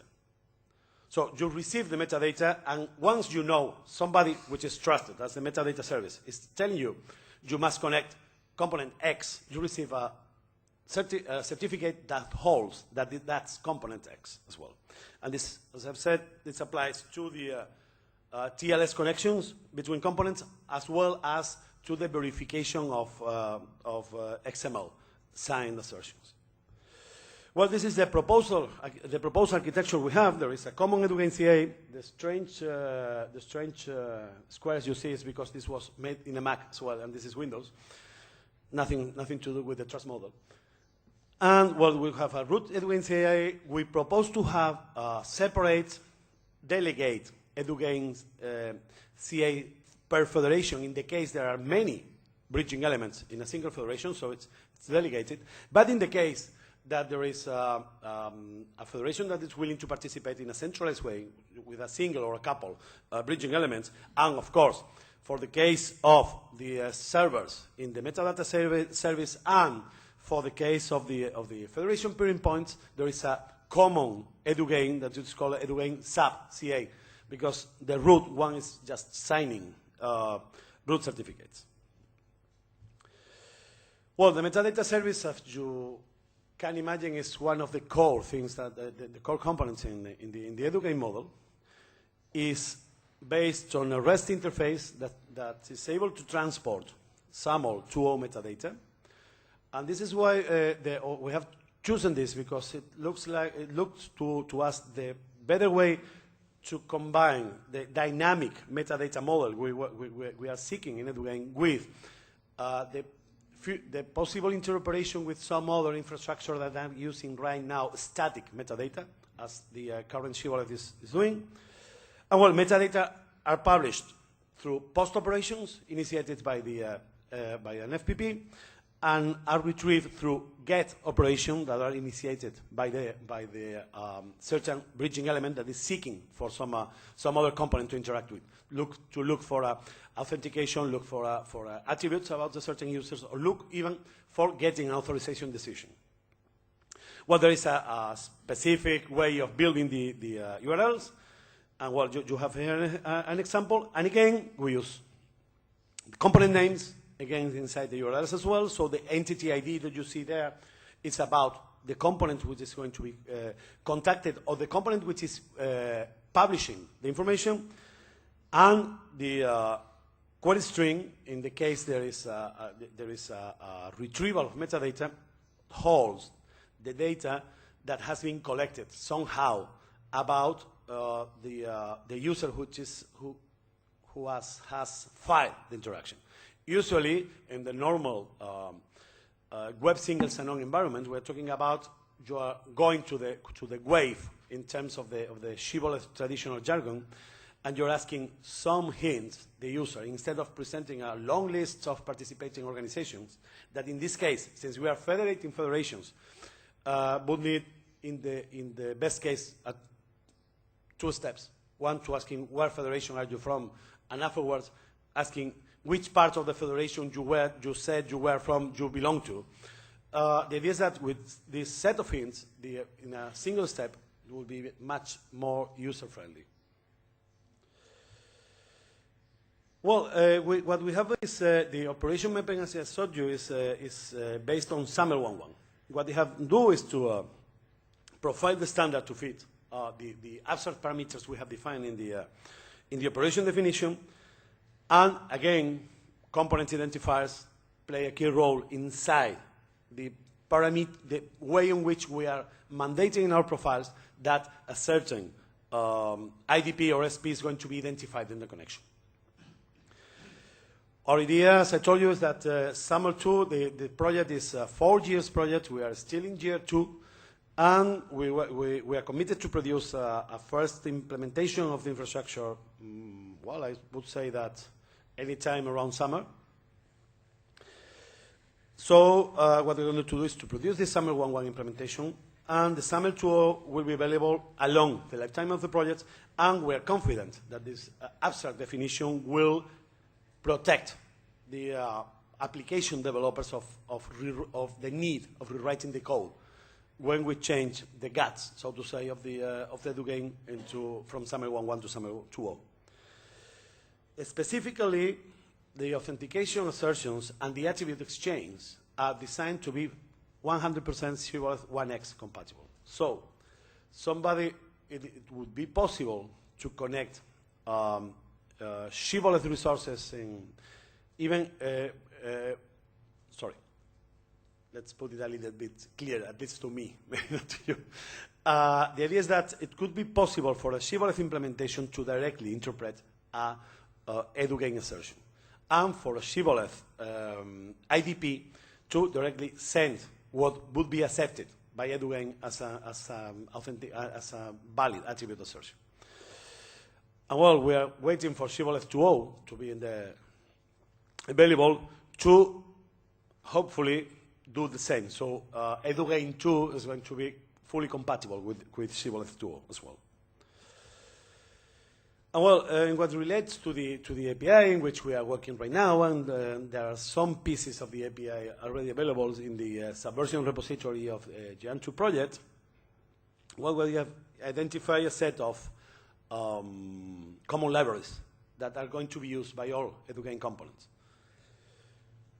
So they directly implement the edugain service definition where I was talking about, the abstract one. So they are able to receive all the components, or all the application willing to use edugain will see always the same interface, and they will be adapted into actual protocol by the edugain libraries. And well, the essential building blocks, we have defined this one for the separate all the validation procedures, or for the layer of adaptation regarding the abstract service definition, and 2 for metadata management, either publishing, either querying. This is an idea of the layer model that we are going for to use for implementation. In top of it, there is the component logic.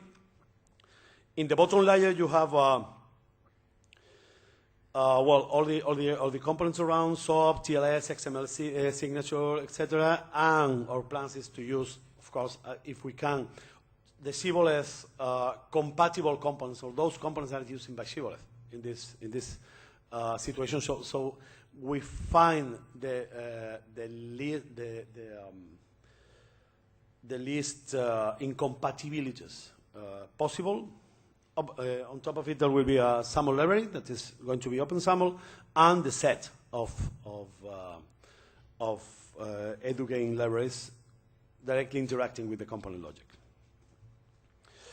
And when it comes to profiles, we have defined for the moment 2 profiles according to the request we have had, well, either internally because we are running our services as well in the European entrance, or coming from potential user areas. So a profile is what defines the precise rules and exchange of messages to accomplish a certain use case. And we have defined 2. One is defined to web single sign-on. The idea is that a single sign-on made in the Spanish Federation would be recognized as well, even in the case we are not using shibboleth right now, will be even recognized in, so to say, the Switch Federation, the Switch AAI. We're making it shibboleth compatible. We are using the same mechanisms that shibboleth mandates. And we are working as well on a profile dedicated for an automated client or autonomous client, in which there is a client which does not need human interaction to get authenticated and to act. Mainly because of our colleagues of Jerry 1 in Jan2 that are deploying this kind of or planning to deploy this kind of agents as in measurement points to monitor and get data about the network. So we're talking about others. One is what we are end up calling extended web single sign-on. The idea is that allow the send of post data. I guess this is more or less covered by one of the SAML2 profiles, but we have to check it a little bit. The idea is that when you, right now in web single sign-on, when you send a request for authentication, you are not signing it. So the IDP has to somehow cannot establish that the data sent has not been tampered in the way to the IDP. The idea is to enhance security there. We are thinking about how to deal with non-web applications, thinking about allowing for a web single sign-on that will allow afterwards access to other non-web application, email reading, for example, or access to to a disk shared on the network or whatever. And there is a new activity that is going to be started inside GN2, and hopefully somebody will be presenting next year, which is called DAME, that intends to enable the use of an edugaming infrastructure from the Roman client. So connecting the EduROM infrastructure and the way in which you can access the network with the whole fabric of the AAI. Well, just to give you an idea, I'm not going through the because I'm not sure if I'm running out of time. No, it's okay. So I can go a little bit on it. So just to give you an idea, this is the kind of set of interactions we envisage in the case of the WebSync and Xenon. There's the remote federation using internal procedure, which is the arrow level 1, will connect the adapter, the bridging element, that will make the magic first to determine which home BE has to connect, connecting to the EduGain metadata service, and adapt the request coming from the internal federation that insists does not necessarily know anything about EduGain, and make a request, which is a web redirect, which is the 5, will be a web redirect which is compatible with the CBOLF format, to the other side, be in charge of adapting for the home of the user, the federation at the home of the user. There will be a set of interactions back inside the home federation, whatever they are. This is something that we don't know about, and the response will be transformed again into something green, which is the 14 down there. That something green is a summary assertion with an EduGain component identified inside in format of XML, of signed XML, and will be sent back. And on the other side, again, the servlet, the component in charge of dealing with the remote federation will transform it again in a format able to be consumed by the remote resource. This is the case in which we're talking about the automated client. In the idea is that there is an initial interaction, which is what we call the authentication init. In the authentication init, the client is sending a preloaded X509 certificate containing, among other things, as you may expect, an EduGain component identifier to the home domain, and then it gets an authentication response when this certificate is validated. That contains a fresh handle, so to say, that can be used by the client in the interactions after that to establish its identity, and providing the possibility that what is called in personnel the authentication service, which is the RAS you see there, make a check looking for the validity of the authentication statement or yes, it is optional, additional attributes about the user. Well, just to finish, tell you that we are right now implementing the EduGain APIs. If you are curious about this, in the Subversion repository of the GN2 project, they are available. And I guess there is a public access, but still they're in I would say they are in a pre-alpha state. So we are trying to polish as much as we can the profiles. We are in a very close contact with the Jerry One team, and in fact we are widening a little bit our contacts, and we are discussing as well with people from Internet too as well the use cases, specifically in the case of the automated clients and all the like. We are moving in a little bit more slippery ground.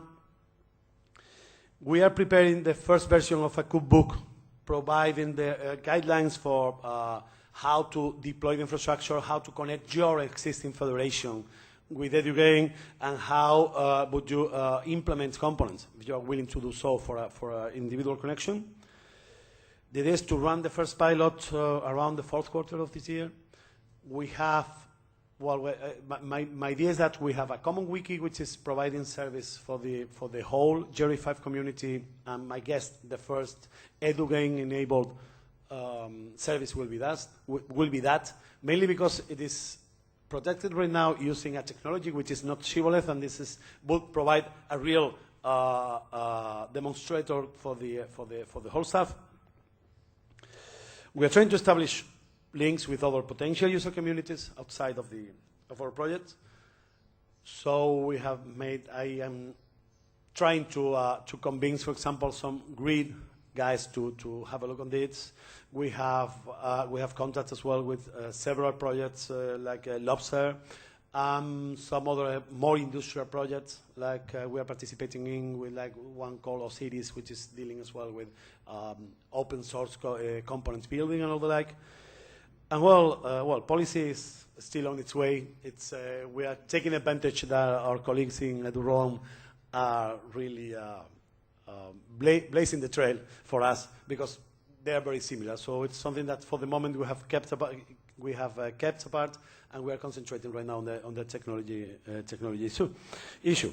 So for my part, on my side, this is all. So thank you very much. And you have any question or comment?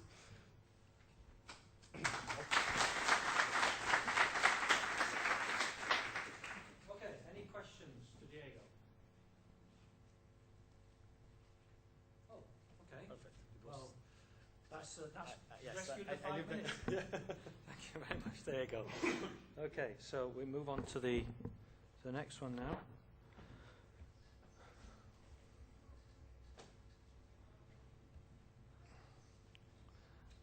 And the next one is Stefan Winter. Okay, I'll just get your presentation up for you, Stefan, and then.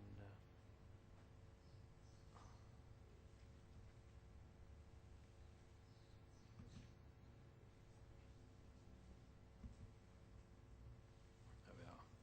Okay.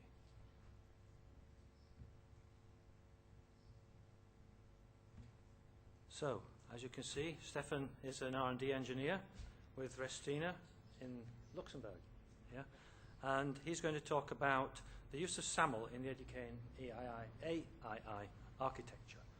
So here we are. Now, again, 25 minutes for the talk, and then 5 minutes for questions at the end, and I'll keep a reasonable lookout on the time. Well, thank you for the introduction. Good afternoon. This talk is about how we use SAML in EduGain. You have already heard from Diego what EduGain is all about, very thoroughly. And this talk is going to go into the nuts and bolts, and we see how is the EduGain backend realized. I will first give a short overview of EduGain. I keep it real short because you have heard more than enough of that from Diego already, so I couldn't do anything better. Then we look at the abstract operations we provide within EduGain. And then I'm going to show you what is SAML 1.1 all about. And that's the easy part. The more tricky part will be how do our requirements from EduGain be mapped into SAML 1.1. We will see that there are some parts where it doesn't exactly fit and where we would like to move on to SAML 2.0 very soon. And we will identify where these problems lie. This is going to be in two parts. One part is the message flow in SAML. We'll see how it works. We'll see what doesn't work for EduGain. And the second part is what is transported inside these messages. It's called an assertion. And we'll take a brief look at the SAML assertions and things we would like to have in SAML 1.1 which aren't there. Now, the overview is going to be real short, so I have cut down Diego's first slide into one single sentence. What is EduGain's goal? It's to connect existing identity federations. You've heard of that already. So we are building a superstructure above all those federations that exist, and we enable them to transmit messages from one to another and back. To do that, we have to solve quite a few problems. The biggest one, we have to find the federation to deal with. Not every endpoint knows every other endpoint in EduGain. So if I come here to Italy and want to access a resource, I can't reasonably expect to know the Italian guys, hey, I would have to contact the Restina IDP, because, well, Restina isn't that well known. And we have to find a way to actually find who shall I contact to get assertions about this entity. And Diego already told you this is what our metadata service is about. And Diego told you that we are using this REST interface and not SAML. And we will see in a moment why. The next thing we have to do, we will at times have to convert messages between federations. Those that are Shibboleth-based are not affected by this. Shibboleth to Shibboleth can talk rather easily.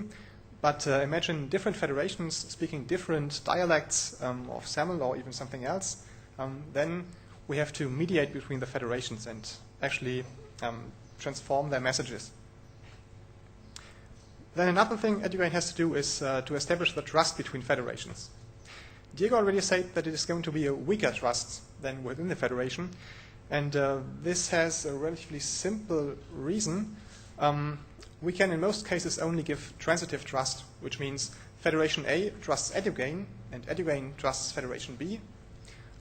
This must be enough for Federation A to trust Federation B. Unfortunately, there is not a lot we can do about this. With one notable exception, when Shibboleth talks to Shibboleth, there is the possibility of end-to-end security by using XML signatures. We have to be careful about not breaking this end-to-end security, but in this special occasion, we could achieve it.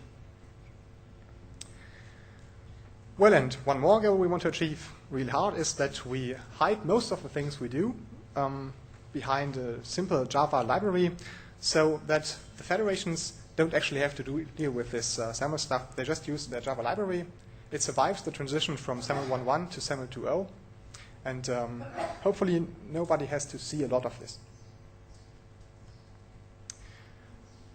Now, the Edugrain abstract operations we defined, that are 4 pieces. First, we want to deal with authentication assertions. Then we have the metadata service Diego talked about. You will find this in the first version of this deliverable DJ522 as the home location service. Actually, it does a little more than just finding the home location, so it was reasonable to rename it to a metadata service. And this is how you will find it named in later versions of DJ522. We are currently preparing a 522 BIS document with updated definitions, and there you will see the metadata service. Another thing we do is caring about the attribute release between federations and to actually perform an authorization. What we did in the architecture document is to make a generic definition that does not necessarily have to use SAML 1.1, but it can. So SAML 1.1 is one of the ways how we can realize Edugain, and this talk is going to be about what we did. Okay, so let's look at what SAML 1.1 is in a general way. First, it is an OASIS standard, which means it is an open standard. It was designed to do authentication, attribute release, and authorization. And it's mainly a few XML schemas that define how a well-formed XML document has to look if it is a SAML document. And it's made up of 2 parts. The SAML protocol, so to exchange SAML messages, what message constructs are there, how are they used, and the second one about SAML assertions, which is what is transmitted within these protocol messages, and this is pretty much the core we care about. But it's not just a set of XML schemas. There are also rules attached to it, what may be put into a SAML message, not just from a syntactical point of view, but also from a semantical point of view. And some of these rules don't exactly come in handy. Then what SAML provides is for 3 of our 4 operations already something very suitable. It can transport authentication assertions, it can transport attribute assertions, and the outcome of authorization decisions. One important thing to note is that SAML 1.1 does not want to deal with authentications itself. It's just about authentication assertions, which means you can ask, do you know this guy? And you get the answer yes or no. But you cannot say, here is his username, here is his password, please validate it. This is declared as out of scope for SAML 1.1.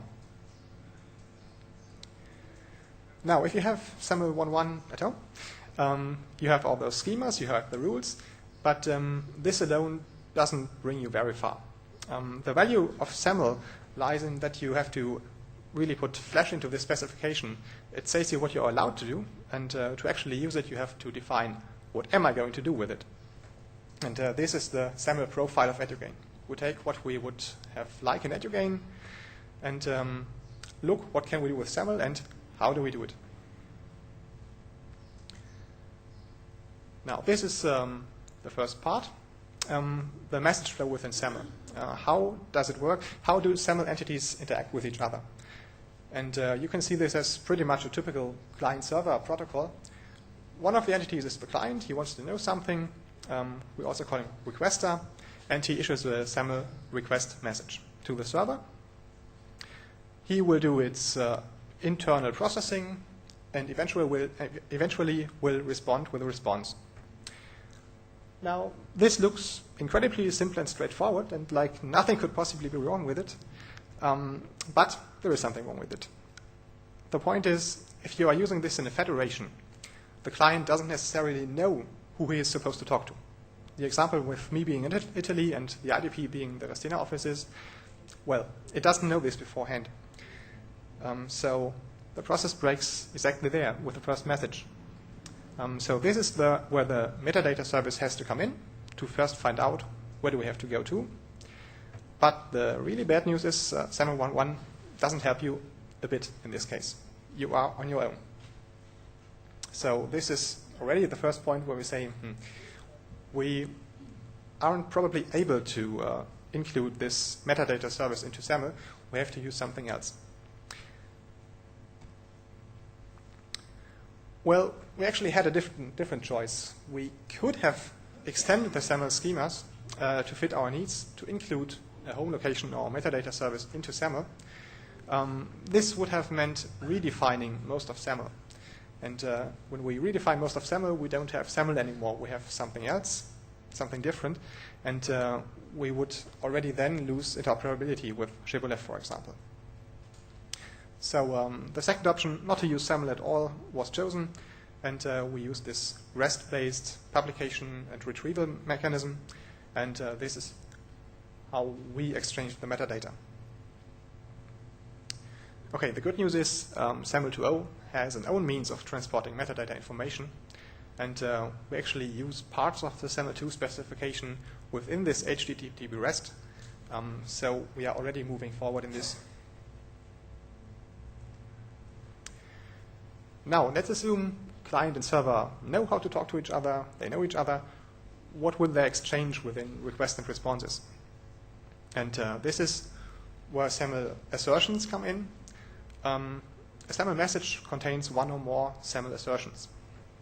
And as the names suggest, there are three that are particularly interesting for edugain. This is the authentication query and authentication statement, attribute query and statement, and authorization decision query and statement. So these are the three parts we use in edugain. Now, this slide is called nuts and bolts, and don't be afraid, it's not going to get any more XML-ish. It's just this one slide. It just goes to show you these nice boxes I showed in the slide before. They're already very close to the code. This is what actually will come out of it. What you see in the first line is that there is some XML element request actually belonging to the SAML protocol namespace, abbreviated SAMLP. And in this case, it contains just one authentication query, which belongs to the assertion namespace. So this is pretty much what goes on the wire. Of course, the three dots are filled, and the signature won't read dead beef. What you see here is also this signature. You can sign a SAML request and a response, but of course, a signature is supposed to break if someone tampers with your message. Unfortunately, the job of edugain at times is to tamper with messages because they have to be exchanged between federations that may speak a different dialect. So as soon as you change something of the content, your signature gets pretty much void. So this is one point where we have to pay close attention. Okay, what was wrong about the assertions we have in SAML 1.1? The first thing is about the authentication query. When we defined the abstract operations in edugain, there was an optional parameter in it. It wasn't necessarily to be used in every transaction, but we wanted to keep the door open for actually performing an authentication. Now, as I've said before, SAML 1.1 doesn't want you to perform authentications with it. So this is kind of a problem. Again, our choice would have been to redefine most of the SAML namespace, to include our own element that allows you to transport the username, password, or whatever. But again, we would be moving out of pure SAML with this one. Another thing is, finding the IDP, not supported at all. We had to move completely out of SAML with this. And, well, there's this trust point. It's really difficult for something like edugain to establish an end-to-end trust.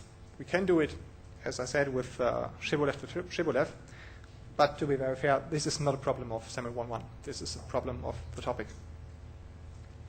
As soon as you're bridging between federations, they don't speak the same dialect, you will run into problems with that. Now there was one more problem. It hurt a little more than the authentication query. This wasn't the authorization decision query. There are different federations out there. And some of these federations don't have the concept of a separate attribute release. So in this chain, we usually use authentication, attribute release, authorization. The middle step is missing. So what these federations do, if they need attributes, is they say authenticate, then authorize, and there is a hint. If you think you need some attributes to actually perform the authorization, then retrieve them at some other place. And this is where we ran into problems with SAML 1.1, because such an routing hint, let's call it like that, is not there. So this is where we really were struggling with it, and it's just not possible within SAML 1.1. So we had to think of something else. The solution was to borrow something from the Open Grid Services architecture, for which I thank David Chadwick. Great opportunity that he's chair here. I never had the opportunity to thank him before, because they have pretty much come across the same problems with the authorization decisions in SAML 1.1. And they have defined an element, the extended authorization decision query. This contains all the elements we need. You can transport your hint with it. And we can use this instead of the default SAML 1.1 authorization decision query. This now brings us to the point where I said before we have to pay good attention. Using this element, again, brings us in the problem that we have to redefine parts of the SAML messages. And if we use this element, we are going to lose end-to-end trust if it's used in a shibboleth to shibboleth configuration. Why is that so? Well, the figure is not too complicated, I hope. Let's assume a requester wants to sign his message in shibboleth, and he issues an authorization decision query in SAML, brings it to his remote bridging element, and then there are two cases. If the place to ask is in the same federation, well, they don't need edugain. They can just do their stuff. The signature is all right, no problem. But if this message has to be transported elsewhere, we have to use the extended authorization decision query from the OGSA namespace. And then we got a message that was signed in SAML. First unfortunate thing is the namespace is going to change. We are going to the OGSA namespace, and even the name of the element changes. We are going from authorization decision query to extended authorization decision query. So if there is a signature present, it will break. And in this point, we will fall back from the end-to-end security to the transitive trust. So this is where the bad extensibility of SAML 1.1 really could break things. Luckily, the authorization decision part is not going to be used very extensively, especially because it only comes into play when you have to ask another federation for attributes. So we don't see this as a big problem for now, especially since we are moving to SAML 2.0 very soon.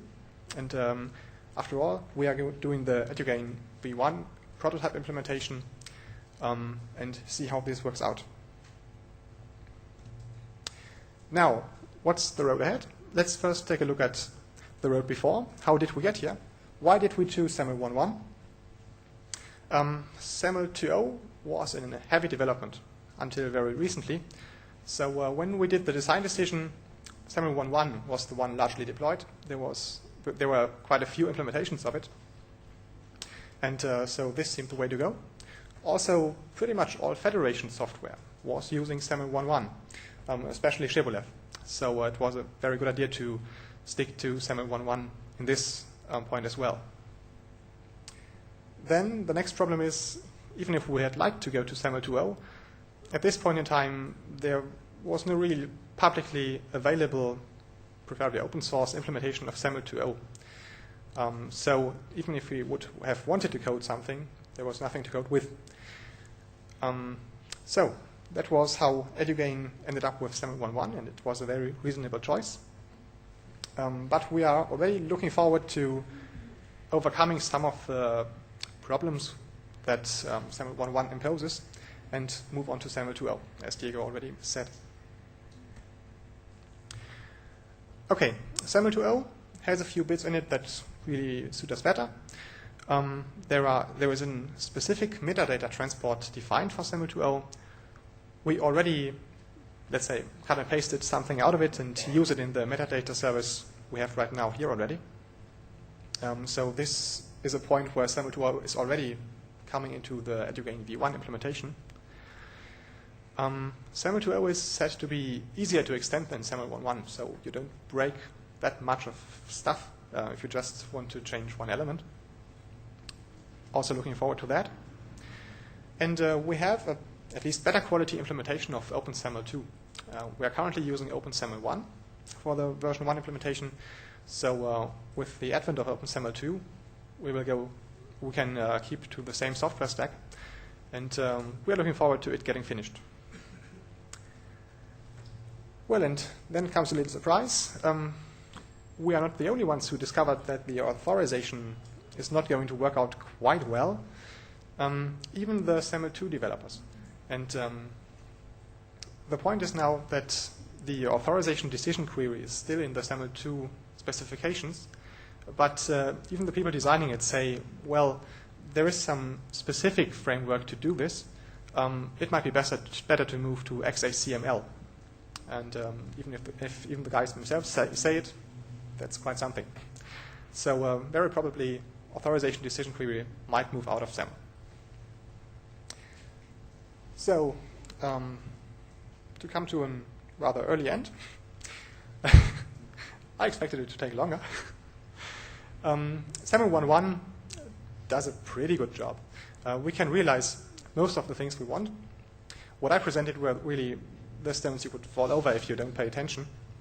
And it's just like a suit that just doesn't fit. It's okay, you can use it, but you look for something better very soon. And we're really looking forward to the SAML 2.0 implementations and to make Edugain v2 happen. Okay, so that's it. And if you have any questions.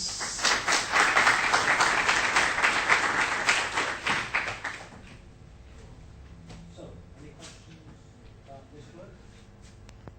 We've got a very quiet audience. No questions from two speakers. I hope we get more from the third one. Well, thank you very much indeed. We've got another red iris. I don't know what colour the red iris is. Oh, red. Okay, excellent. We've got a red iris coming next. Jose Murcia. Manuel, sorry. And he's going to talk about tools for plumbing, and specifically a tool that will help you find out that a SAML artifact is working correctly and giving correct messages. So without further ado, we'll get your talk onto the slide, which is Hello SAML. Okay.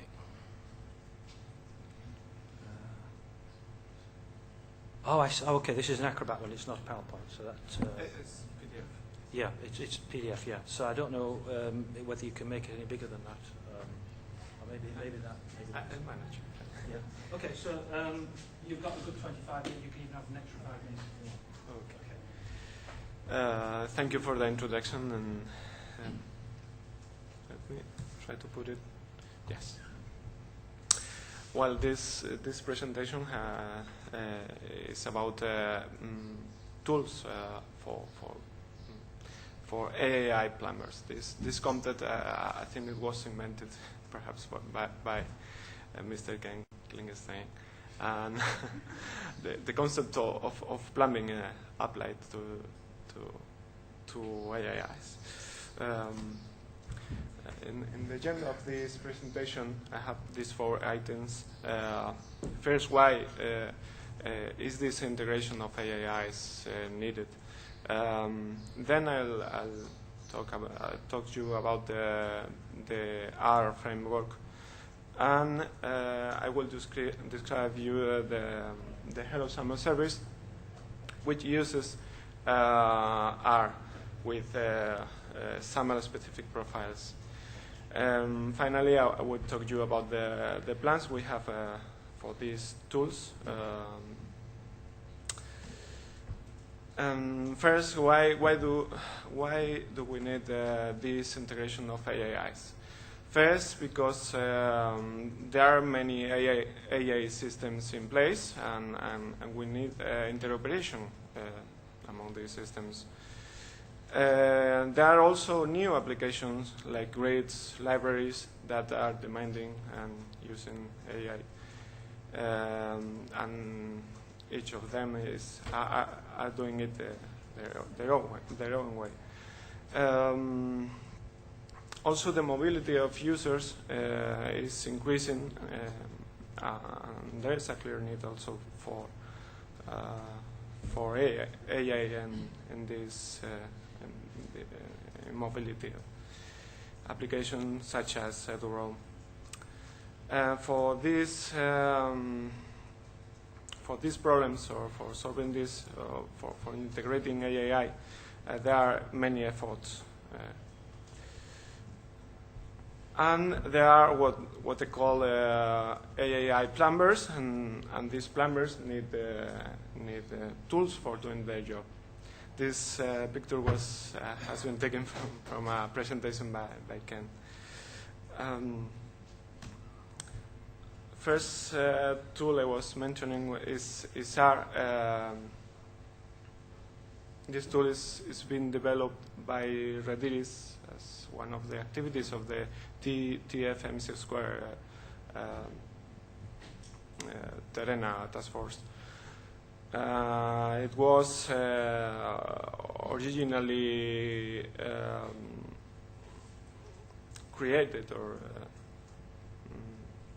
in the T-Phase, previous charter of T-Phase, and the purpose was to set up a reference implementation to evaluate this interoperability of existing AI systems. This tool is written in Java and uses XML for controlling the behavior of the tool and defining the profiles it uses. For the SAML protocol adapter, now I will explain what is an adapter. It uses OpenSAML library. Well, this is the architecture of R. There are 5 components that we can see in this architecture. There is a configuration processor that is in charge of reading profile data, and then instantiating a profile manager who will control both a protocol adapter and a rule processor. These components are the ones that do everything. The protocol adapter is the part that can be adapted for any protocol. And at the moment, there are 2 protocol adapters. One for SAML and another for PAPI. And the other component at the right is the rule processor, who controls the behavior of the system. There is also a diagnostics module that where we have all the logs of the operation performed by ER. The rule processor can load data from an external source. And HelloSAML is a tool built using R with specific SAML profiles. The idea of this tool was born in the SAML development mailing list when someone was asking about a tool for testing if its SAML deployment was working okay. So we saw that building such a tool with R was not very difficult, and we created specific profiles for this tool, for HelloSAML. We have this service online, and everyone that wants to use this tool is able to use it. The idea of HelloSAML was to let the implementers create responder services so that they can send requests to this responder. Also to send requests from the HelloSAML interface to their own responder services. And of course, just to see what happened in this interaction between HelloSAML and these services, the deployers want to, and the implementer want to test. This is the HelloSAML architecture. It consists of an APG server with PHP, and there is a MySQL database behind. In this database, we store the information of the user accounts and of the like. And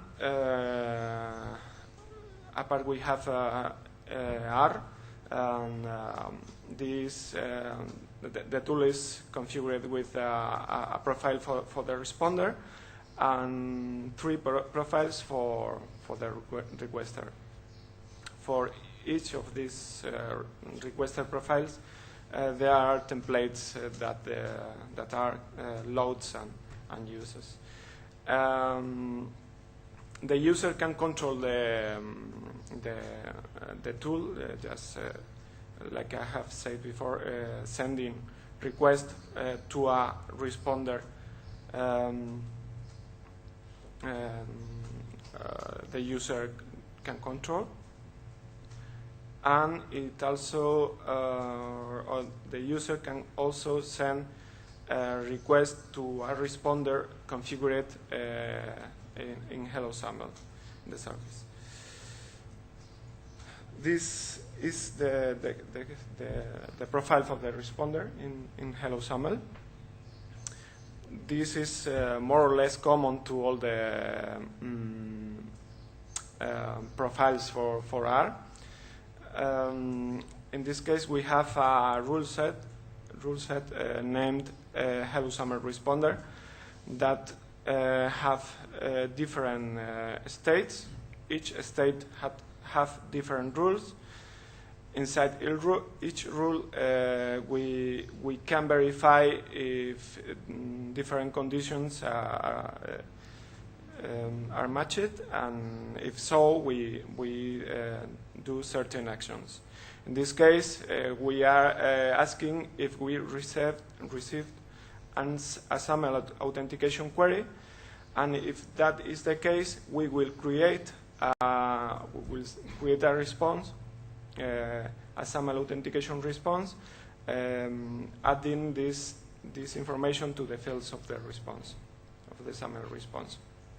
Then we have another action that is to go to another state. named get hello SAML. There is another rule with conditions, with different conditions, with different actions, and this is the way we can modulate the behavior of the responder. In the case of our request, it is quite similar. We have a rule set. In this case, it is for verifying that we received a SAML authentication query. In an initial state, we check if we received that query. In that case, no, sorry. This is the profile for the requester. In this case, what we do is to send a request to a responder service. So what we do in the first rule is just it has no conditions, just the action, and we create the action, and the SAML authentication query that we are going to send is taken from a template file with this that looks like this one. We can, of course, here also change the values of the response of the request we want to send. This is how the interface looks like. In this case, we have the screen for the responder part. How we can launch the responder, and it will be listening at a specific port, and we can send the SAML request to that port. The requester part of the Hello SAML interface is like this. We can say what URL is a responder service is listening at, and choose the type of request we want to send. And this is the logs part of the interface, where we can see what happened during the operation we performed. Just if we send the request, it will appear here. If we received a response, in the contrary, if we are waiting for a request, if we receive one, we will see here what happens. And these are the plans for R. Currently, for the SAML protocol adapter, we are using OpenSAML 1.1. We plan to support SAML 2 for next version of R. We also want to have an R with multiple threads, because now there is only one thread for each profile. So if we want to have several profiles, we have to have several instances of our and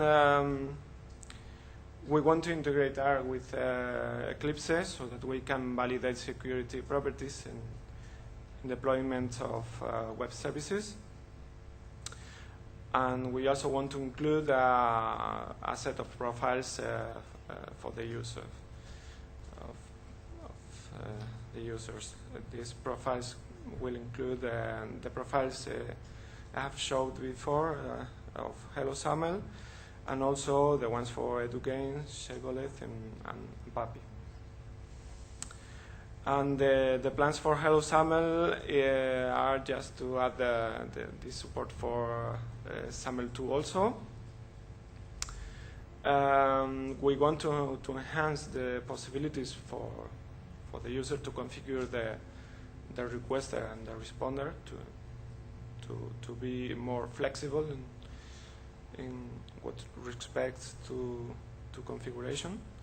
We also want to improve the handling of logs and the way the information provided in all the processes can be seen by the users. And we would like also to create a Hello Educate service. We are here. We are open to hear your suggestions if you have. And just to finish, if you want to test the service, just request an account. And these are the addresses for the Hello SAML, the tool. And if you want to contact us, this is the email address as well. If you have any comments, any questions?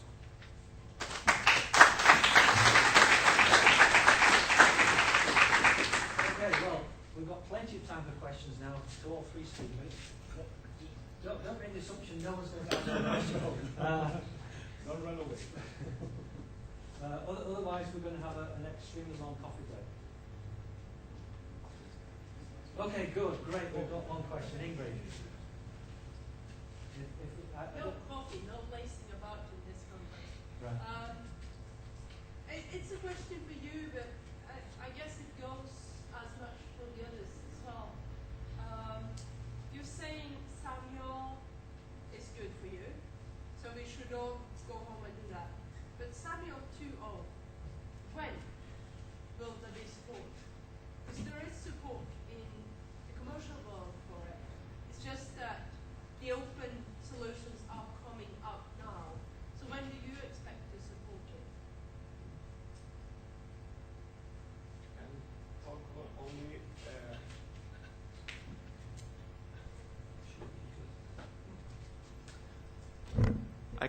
I can talk only about the support in these tools. I think that when OpenSAML 2.0 is stable.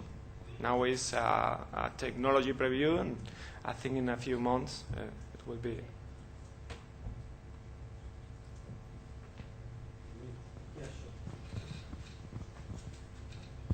Let me comment a couple of things. We are waiting precisely, and in fact, some of the people working in EduGain are collaborating with the guys developing OpenSAML 2.0. That's for the first time. With respect to the commercial software availability, I'm not sure. I don't know if they are covering 100% SAML, but anyway. You know that the commercial software, they say, well, we are fully compliant, etc., and you have to install afterwards in 3 months. You have to install patches and new versions and all the like. When? Well, the beta is over. As far as I can tell, I'm not in the OpenSAML 2.0 team, but the beta is over. It's out. We have been compiling it. It runs, and as far as I can tell, there is some aspect dealing with the signatures and all the like that are missing yet. But I would say that around summer there will be available. This is for OpenSAML. Once OpenSAML is you can run it off the box. You need federations, academic federations in general running OpenSAML 2, SAML 2, which is as long as I know, all the academic federations now in production are running SAML 1. And those of them who are in production running SAML 1 and who have thousands of users as the switch one or in common, maybe, or MAMS as well, I guess, maybe they will be more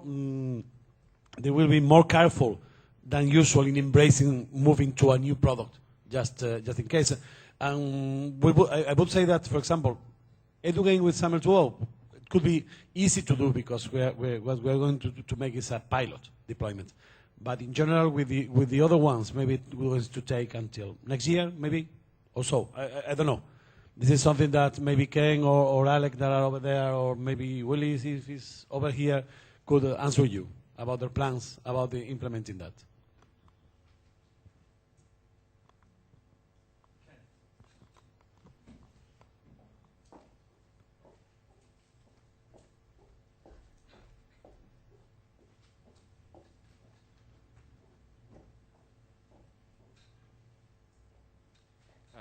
an answer and then a question. On OpenSAML 2.0, I expect it to be out of the, what was that wonderful phrase, technology preview or something like, in just a couple of weeks. I think it's pretty close to being done, and we want to get the beta of SHIB 2.0 out this summer, which means OpenSAML's got to be pretty rock solid by then. So I think that's our time frame. We don't anticipate moving in common over to SAML 2.0 until the end of the year, though, because I think it's we're just trying to get some peering going. One of the things we need to do is get SAML 2.0 approved by the federal government so that we can peer. They're one step back. They're at 1.0, I believe, is their standard currently. So that's a little bit of the stuff. But I think by the end of this year, it should all be pretty well done. And as some of us have been exchanging emails about the community of developers in this space is growing significantly. And so I think we're doing well there. The question then is, do things like EduGain presume that we've already signed interfederation peering agreements as legalisms and now are moving nimbly to execute those peering agreements? Because everybody's been saying the policy will follow later. Yeah. Which is, kind of like, sure. Which is, which is intentionally, it was meant to say so, and just so. I mean, for the moment, EduGain, as far as I can see, EduGain does not mandate a certain policy model. EduGain is basically the metadata service, the way in which you establish trust based on the EduGain Trust Fabric, dynamically, and that's all. The way in which a certain federation could become a member of EduGain, or whether a federation would decide to accept a certain set of assertions or attributes or requests coming from some other federation or some other, in terms of EduGain, of the EduGain staff, some other components identifier prefixes, it's up to the federations. If EduGain does not pretend to be a federation federating federations. It pretends to be the framework to establishing agreements, maybe bilateral agreements between the federations, or or to look for a higher body protecting. But that's up to the federations. We are not mandating. In the technology, it's completely neutral in what relates to that. Apart from that, something that has come to my mind when Stefan was presenting which is the name? The things we want to change from for example, from the authorization, talking about it would be wise to use SACML instead of SAML for the authorization. Something that came to my mind is that in DAME, in the project for connecting the EduROM with EduGain, the idea is that we are going to use SACML to express access rules to express user rights to access EduROM in a special way according to what EduGain has. So we're moving in that direction as well.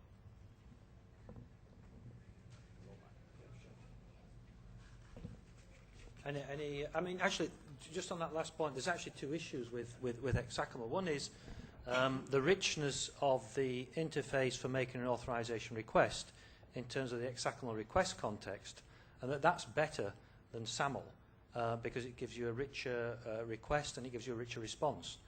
So that's one issue. And then the other issue is actually how you specify the policy for access as well. So they're two separate things. Yeah, go on, Ken. Maybe I can just talk loud.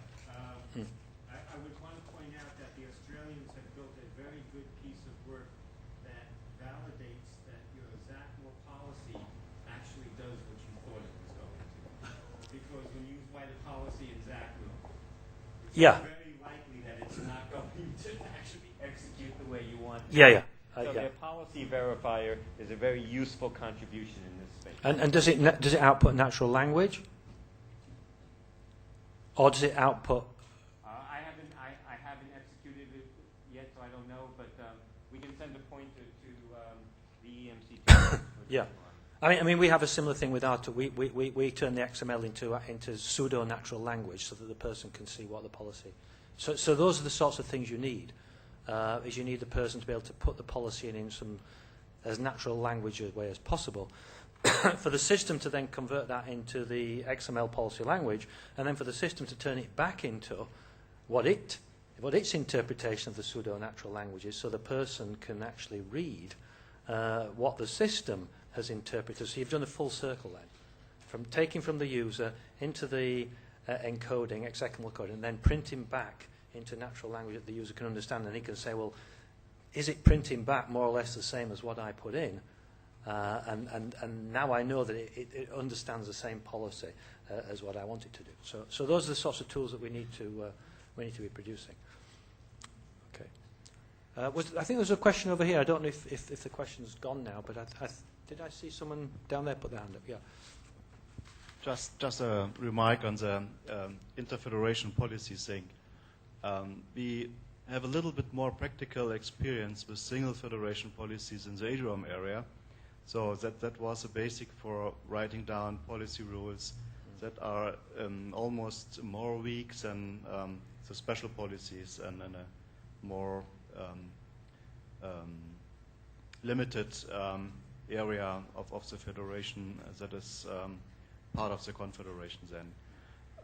In the AI area, this is a little bit more difficult right now as we have a couple of different AIs in operation right now, but it's also not a very big set of AIs.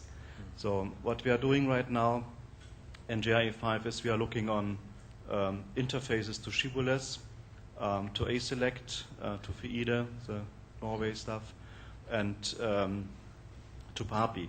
So these are the systems that are currently in operation, and they have, of course, already policies that are written to get these AIs operational in their environments. What is now probably necessary is to figure out what parts of this policy have to be taken into a confederation policy. So this is still, of course, one of the things we not really started to work on. So we have foreseen these things later this year to have something in autumn also, I guess. Okay. Okay. Do we have any more comments from people? General observations in this area? Okay. Well, on that we'll close. We're back in here for the second session in this series, which is 4 o'clock, I believe. So have a coffee break, and we'll see you back in just over 30 minutes.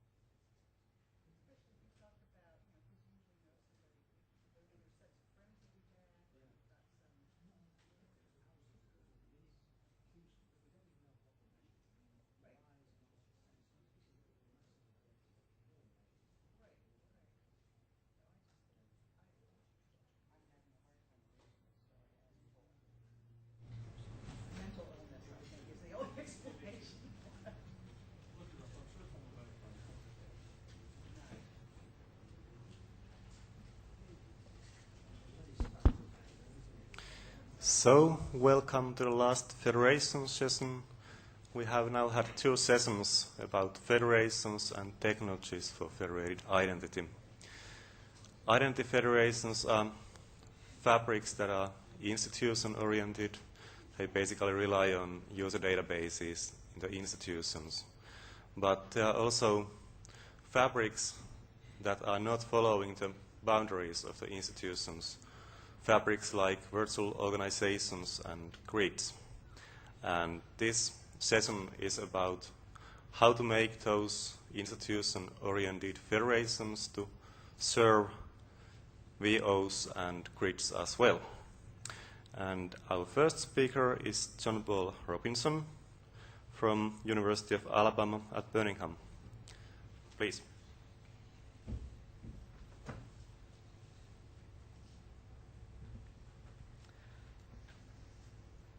Thank you. So I'm going to be talking a little bit, giving an overview of a system environment that we've constructed with Shibboleth that we call MyVox, and how we've extended that out into the grid space with some collaboration with the GridShib folks. First, a little overview of the virtual organization and some of our architectural motivations, and then on into the design and the integration components with GridShib, and a little bit of insight on what it takes to bring applications into this space, and of course some future directions that we're interested in. Before I get too far into it, this work has been funded by the NSF Middleware Initiative, and we've had many collaborators around the globe that we've worked with. And in general, what's been really helpful is the spirit of collaboration in the Internet 2 community that's made a lot of this possible. To start off with a very light overview of collaborations, we all know that collaborations are critical to effective research, and that overall they're designed to coordinate individuals' interests. That contributes to their shared insights, and most importantly, collaborations tend to be self-organized and autonomous, and that drives a lot of the solution space. So we can make a general statement that the collaborations that are most successful are the ones that combine the skills, interests, and resources of the collaborators. This leads us into the virtual organization space, which virtual organizations can be really viewed as a manifestation of collaborations that oftentimes, or more often than we'd like to acknowledge, cross institutional boundaries, and that's why we tend to be in this federated space to begin with. The virtual organizations, just like their collaborations, are autonomous. They want to remain independent and be able to carry out their internal functions. And on the technical side, you can really kind of distill virtual organizations down to collections of attributes. And that tends to make them a little bit easier to deal with from the technology point. There are a lot of realities that this kind of forces us into, is that even though they like to be autonomous, virtual organizations want to lighten their load. They don't want to repeat a lot of work that's already been done elsewhere. And so they want to use federated attributes as much as they can. They, as much as they want to use other people's attributes, they don't want to have to deal with a lot of problems that come with using other people's attributes, inconsistent policies and information release policies. Because ultimately they are influence poor, and they have little hope of finding sponsors for their own attributes at other institutions, and so they kind of want to just run the show themselves. And that, in effect, makes them a lot like real organizations. No organization wants to be limited in their internal operations by some dictates of external organizations. So our motivation behind our system environment was really to build this environment that would enable the collaboration space by allowing us to build virtual organizations that span the institutional boundaries. The guiding principles that we followed were a lot based on what we were seeing going on in the web application space. You can't really look around the web today without acknowledging that web-based collaboration applications are really driving the collaboration solution space. You can't see like Flickr or Delicious and not recognize that. The ultimate goal, of course, is to avoid recreating existing tools. You'll be programming your life away if you try to duplicate functionality that already exists out there. Another goal, of course, in the attribute sharing space is to leverage as much of the existing infrastructure that's available sticking to standards and openness when you can. Standards, of course, being very important so that you can plug and play your components. And not forgetting that we're really trying to lower collaboration barriers and not increase them. And a lot of that happens by leaving the user in control of their collaboration.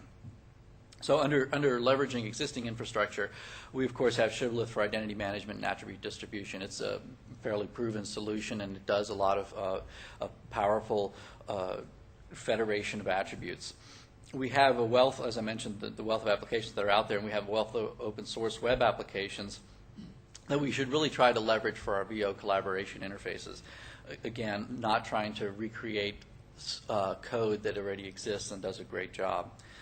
Moving off of the web, we have Globus for distributed computation, and then, of course, we're going to be talking about how we've leveraged GridShib to bind Shibboleth and Globus together.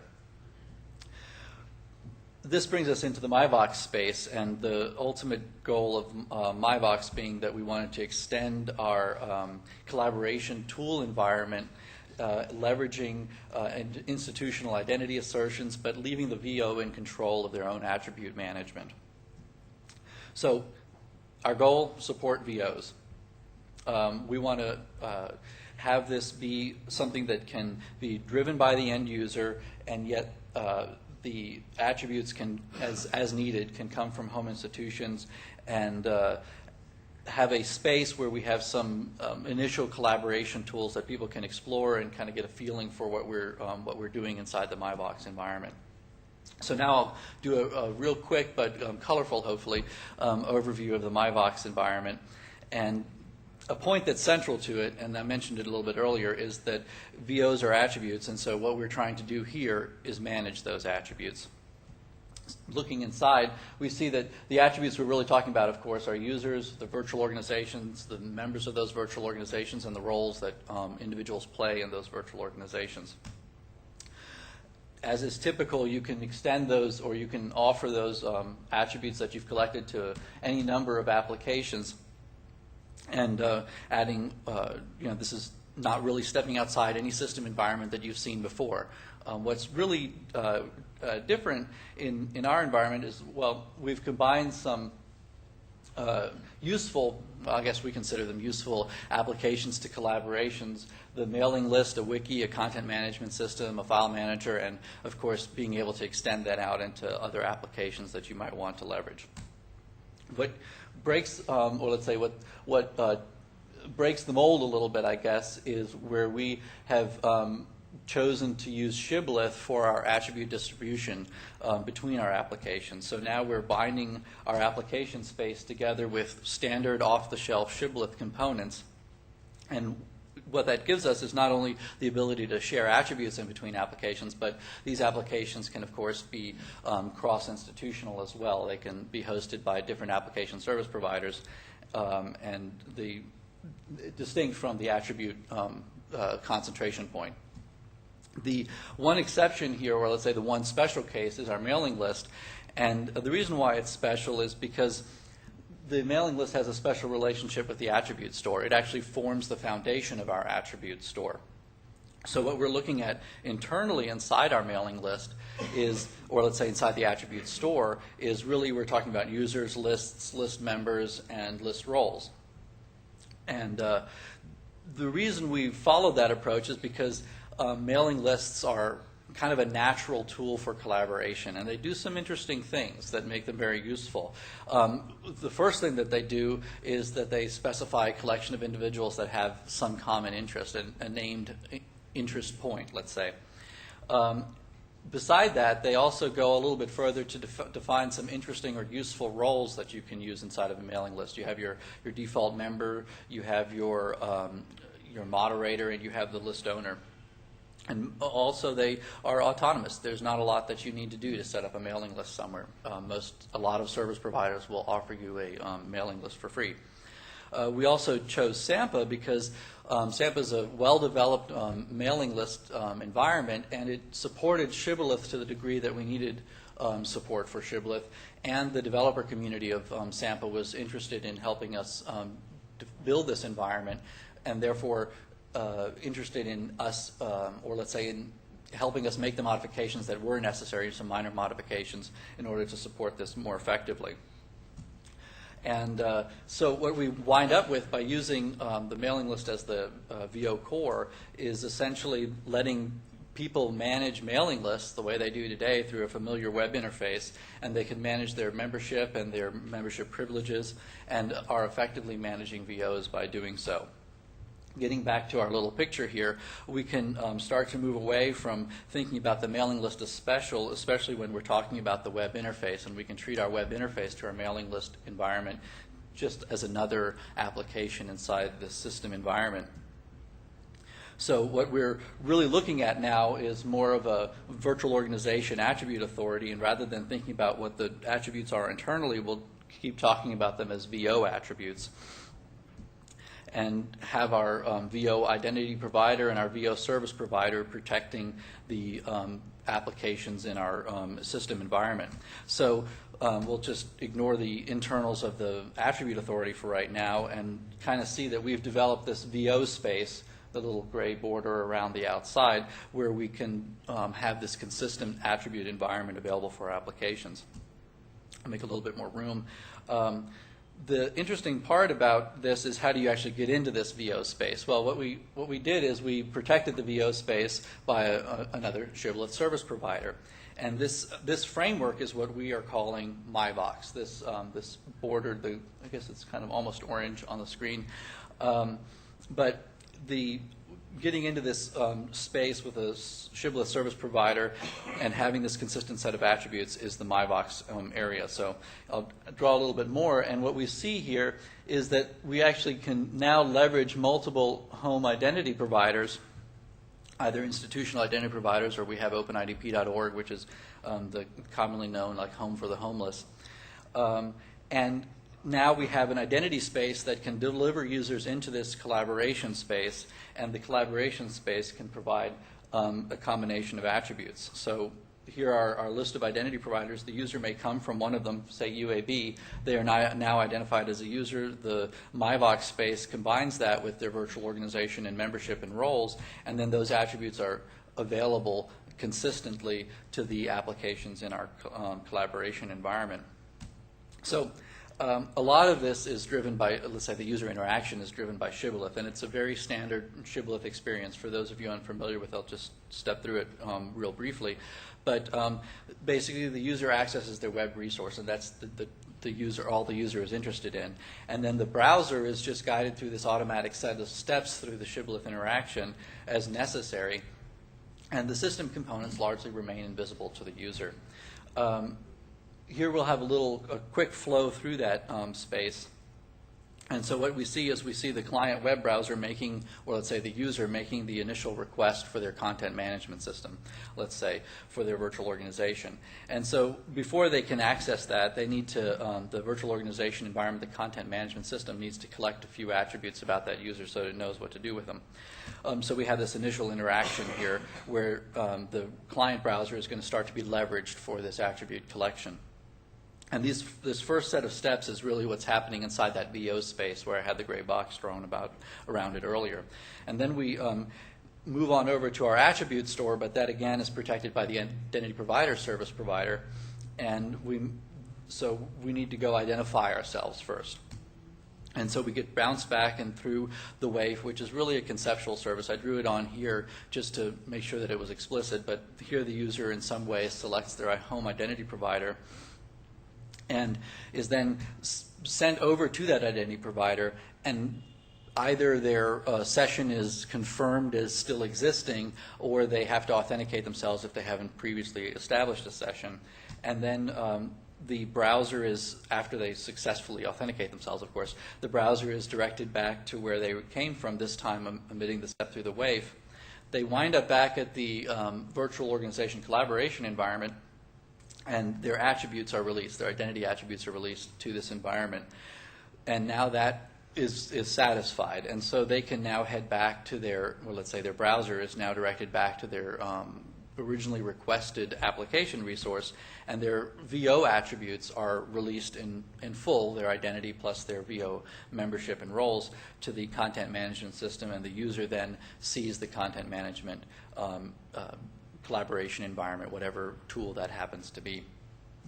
Visually, it can look like this, and I guess I don't really have a mouse available on this one, but I'm going to pretend to be a user that's clicking on the VOCMS link right here. And so what the user would do is just use their mouse, click on a VOCMS link. Here they would wind up at their identity provider selection interface. They would choose potentially openidp.org as their identity provider, be directed over here. If they haven't previously authenticated, they would enter in their credentials. A successful logging in of those credentials would then bring them back, and then they would see the tool that they were trying to access. And interestingly, I don't have a pointer here, but as you can see, here's that identity, the JPR at openidp.org, and there are a certain set of menu items that are available based on the authorizations and roles that I play within my virtual organization. So what we have to recognize, though, of course, is that the web isn't the entire world, and so we want to kind of reach beyond the web. Grid computing, of course, is a key technology space for the virtual organization world. And one of the de facto, or I guess the de facto implementation of the grid world is Globus. So an issue with that, though, is that Globus doesn't use SAML. It uses X509 certificate-based identities. So there's a translation issue that has to be dealt with. Then that's where we enter with GridShib, and the folks at NCSA who have been working on the GridShib effort to integrate the identity providers in the shibboleth space with Globus resources. So you can bring in grid users into the Globus toolkit world. So they were motivated, the GridShib folks were motivated by wanting to simplify large VO management and leveraging existing identity management infrastructure, and they wanted to kind of extend what they saw as a somewhat limited interface inside Globus to control authorizations that was primarily identity-based, and it'd be desirable to move it into the attribute space. Of course, that's a really synergistic motivation that we have in the MyBox space, so it was really a great fit for us to move into the grid space. There's several components inside the GridShib. I guess you could call it a toolkit or distribution, but there's a plugin for the Globus toolkit, there's a plugin for the Shibboleth 1.3 IDP, and then there's a GridShib CA component which will issue short-term certificates to end users so that they can leverage, or let's say so they can identify themselves to the Globus endpoint. I guess I've pretty much covered all this, but what we basically get out of that inside the MyBox space is that we can now offer compute-based resources as part of virtual organization tool environments. And so together with MyBox and GridShib, we have kind of the foundation for a complete system environment. We have the user interface components through the web, and then we have the application, or let's say the computation interfaces through the GridShib interface. The way GridShib fits in here is going just back to that earlier diagram. I've just filled in the GridShib resource there in red. So it's just another resource inside this collaboration environment. And a quick little overview of how you interact with the let's say with the GridShib component inside MyBox is that you would visit this GridShib CA, and if you haven't previously authenticated, you go through that sequence of steps that I highlighted earlier, and your identity is released to MyBox, and the identity, let's say your VO identity, is released to the GridShib CA. And most importantly, what you get back from the GridShib CA is the short-lived identity that will get you into the Globus resource. And simultaneously, the grid identity is registered. This identity that was passed back to the client is registered within the MyBox service. So what we can now do is have the user go to the Globus resource. They have to go through their authorization checks. And what happens there is that their grid ID is sent up to MyBox. MyBox returns the VO collection or the VO attribute collection that we have for that user for that particular virtual organization, and an appropriate authorization decision can be made at the Globus toolkit endpoint. What that really looks like is this is the GridShib CA interface, and there's a little button there in the middle, and the user accesses this, if they have already authenticated, they wouldn't notice anything except this interface. They would press on that button and then have a Java Web Start client basically initialize their client environment with the appropriate grid identity credentials, which they can then use to access the grid resource. And if you can, I can't tell if that's actually legible. It's pretty legible on the slide, but you can look inside there and you can see the VO attributes that are coming through, the identity, the email, and other role and VO membership information that exists within the collaboration space. So, you know, I like to think of this as the MyVox user experience, and it's peace, love, and happiness, of course. But it's so we were trying to please the end user. But it's really helpful to also kind of look at what it really takes to bring an application into this space. There's a number of things that you need to be aware of, but it kind of depends on what your application is capable of. So what we did is we built our MyVox space with 4 sample applications. The PHP Wiki, which is a popular wiki tool, Drupal, a popular content management system, a simple file manager, and then, of course, Sampa is both the application and the core of the attribute store. Each of these represented different degrees of integration that we had to do. And there's information available on that. But the goal of the system environment, of course, is to offer an endless array of applications. So the notes that are available or the information that's available is how can you extend that system environment or the collaboration tools with your own interesting application. So adding your applications to the environment, you basically need to analyze how you need to modify an application. And each application is different. Some require very little modification. Some might require a whole lot more than you should do. But most importantly, you should respect the features of your application. If you're going to pick one, recognize what it does and don't try to make it do more than what it's doing. That's good system environments or successful system environments tend to have tools that do one thing and they do it well. And they don't try to reinvent the wheel when there's already a wheel in existence. So, but all of this kind of let's say in a mature application environment, you don't have a whole lot of need for modification. If we're talking about, for example, your Unix tool and you're trying to see if it'll work inside the MyVox space with GridShip, you're unlikely to have to modify anything in your Unix tool because it comes from a very mature system environment that has all of these concepts. And the whole goal of the integration is just to get the information out to the system environment so that system environment can enforce it. A lot of the modifications that come into scope here are really for the web space where we haven't been designing our web applications from the perspective of a system environment. We've kind of just designed them from silo perspectives. And a lot of the rules for application modification flow from that understanding that we're now dealing with a system environment, that where you have a consistent set of attributes. You're not going to be having to deal with that at each application. So you'll get user identity, contact information, group membership, and role information consistently across all of these applications. And an easy analogy that I like to think of is the Unix environment with its etc password and etc groups files. You know, every invocation of LS doesn't prompt you for a username and password before it lists your directory contents. And that's kind of what you're trying to go for in a system environment, is just this consistent experience for the end user. So we have the user identity that's consistent. One little gotcha I'll just mention on this slide is that web applications will often overload the email address for user identity, and that can kind of be problematic because they treat it as both an identity and a contact point of information. And it's helpful to be able to split that. It's not always possible, but that's something to certainly look out for.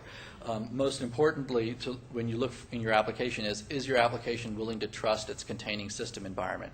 In the web space, that tends to mean will your application trust the remote user environment variable to define a user?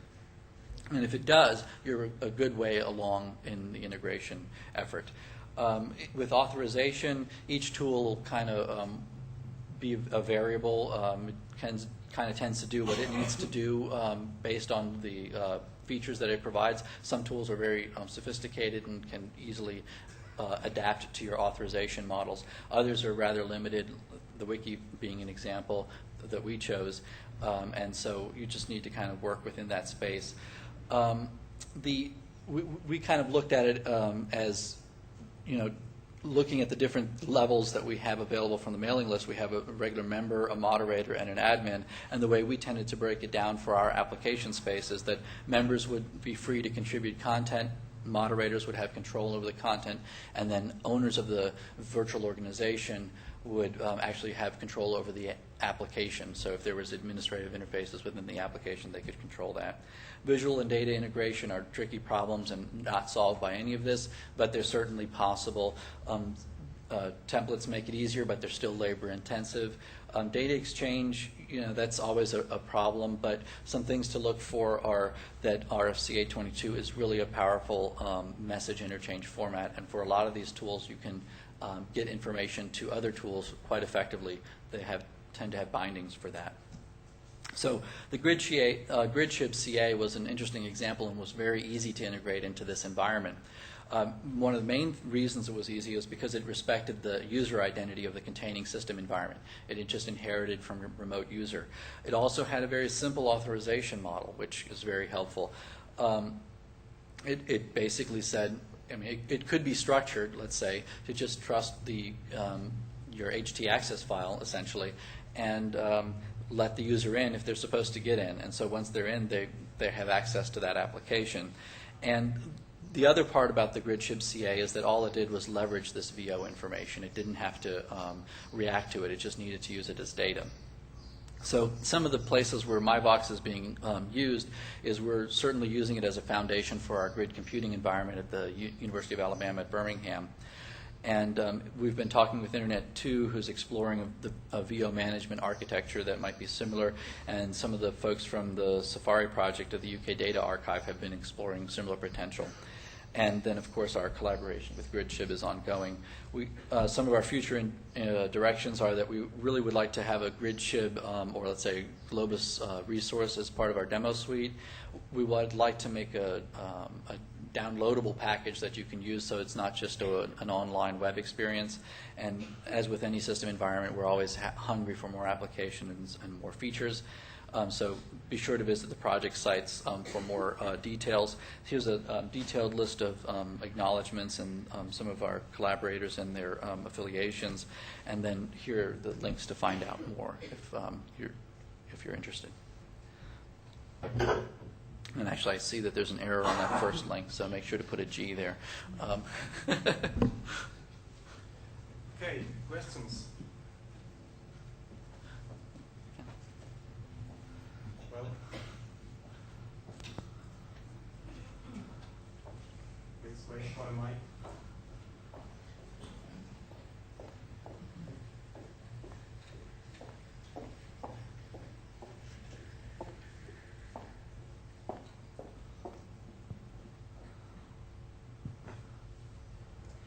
A couple of comments and then a question. One comment is that I think we need to start to think about how we integrate privacy capabilities into collaborative situations. Mm-hmm. These technologies have several different ways to deliver anonymity and still know that somebody's qualified to be there. And we've seen it in wiki space where you can have a hallway wiki as well as the authorized by name wiki.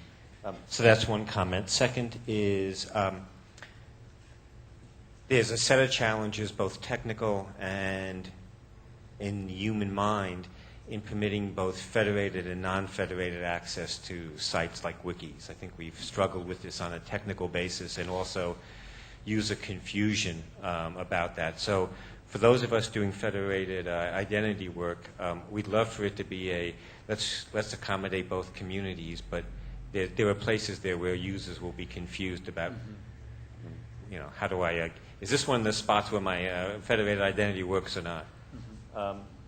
The third is our desire over time to include all of the authorization tools in the same context, and that powerfully extends this stuff, I think. Mm-hmm. And then finally, the question, why did you just capitalize the V and nothing else? Because I typed it a whole lot of different ways, and I don't know, it just looked prettier.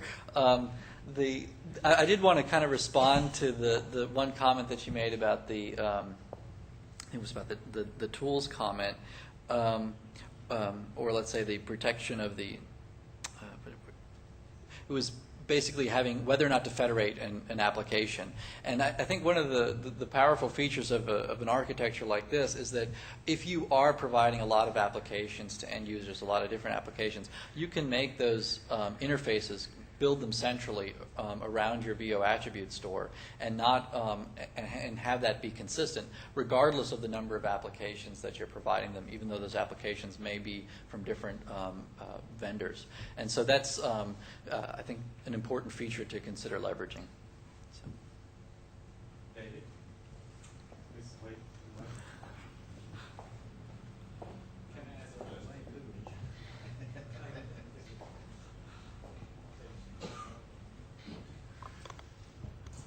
Did I understand it correctly that the management of the VO attributes is based upon the web front end of Simpa?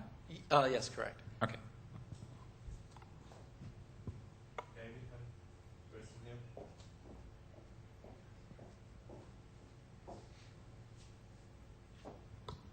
So I saw how MyVox was good at taking people from multiple organizations and putting them into one VO database, and therefore holding attributes about different people from different organizations. But what about one person who has attributes in different organizations? Is that part of the designer model or not? It's not that it's not part of the design model. It's just that what we've been looking at, let's say right now, is leveraging the most common attribute. And that the most common attribute, of course, in the shibboleth space is identity.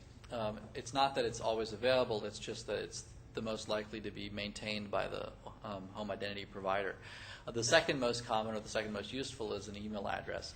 But even that tends to fall apart pretty quickly. And so within this, within this environment, when you register, you if your home institution releases an email address, we'll accept it and you can acknowledge it and re-verify it, but you can also offer in a totally different email address. But it's really hard when you get beyond those two attributes. And so I think that's just a space where we'll just adapt as the technology moves forward and as the consistency of information moves forward. It's certainly possible to maintain and hold on to the attributes and keep them up to date from the home organization. It's just that there's no consistent way of dealing with those yet internally. So. And the last question is for Torbjörn. Yes, thank you. I was wondering about one of the letters in your brief name as well. The S, I didn't catch what the S stood for. That was one thing. And the other thing is, what do you mean by federated attribute? How do you define that? Federated attributes? Essentially having multiple identity providers that all offer similar attributes and that could be leveraged within your end user application. So you're dealing with both federated and non-federated attributes? Well, I guess a non-federated attribute would be one that maybe is simply supported by a home organization, or let's say the non-federated space of the VO itself. Okay, so the VO wants to define, the head honcho of the VO, some special little designation that it wants to give the VO, and that's something that is totally meaningful only to that virtual organization. And you're unlikely to find some home identity provider that's going to be willing to say, okay, well, are you going to want to be head honcho of the VO, of VO XYZ, and sponsor that attribute for you. So that's kind of an example of a non-federated attribute where you want to leave the VO to be able to identify their own set of attributes and still distribute that consistently across their application space. I hope that kind of addressed that question a little bit. I'd be happy to follow up a little bit afterwards if it didn't. So. Oh, the S in MyVox. It's system, service. It depends on who you are. We might be replacing the CS with an X because it's just, I started from the My Virtual Organization Collaboration System, and others My Virtual Organization Collaboration Service, and so you can. put an X there at the end and be happy. So, thank you. Thanks.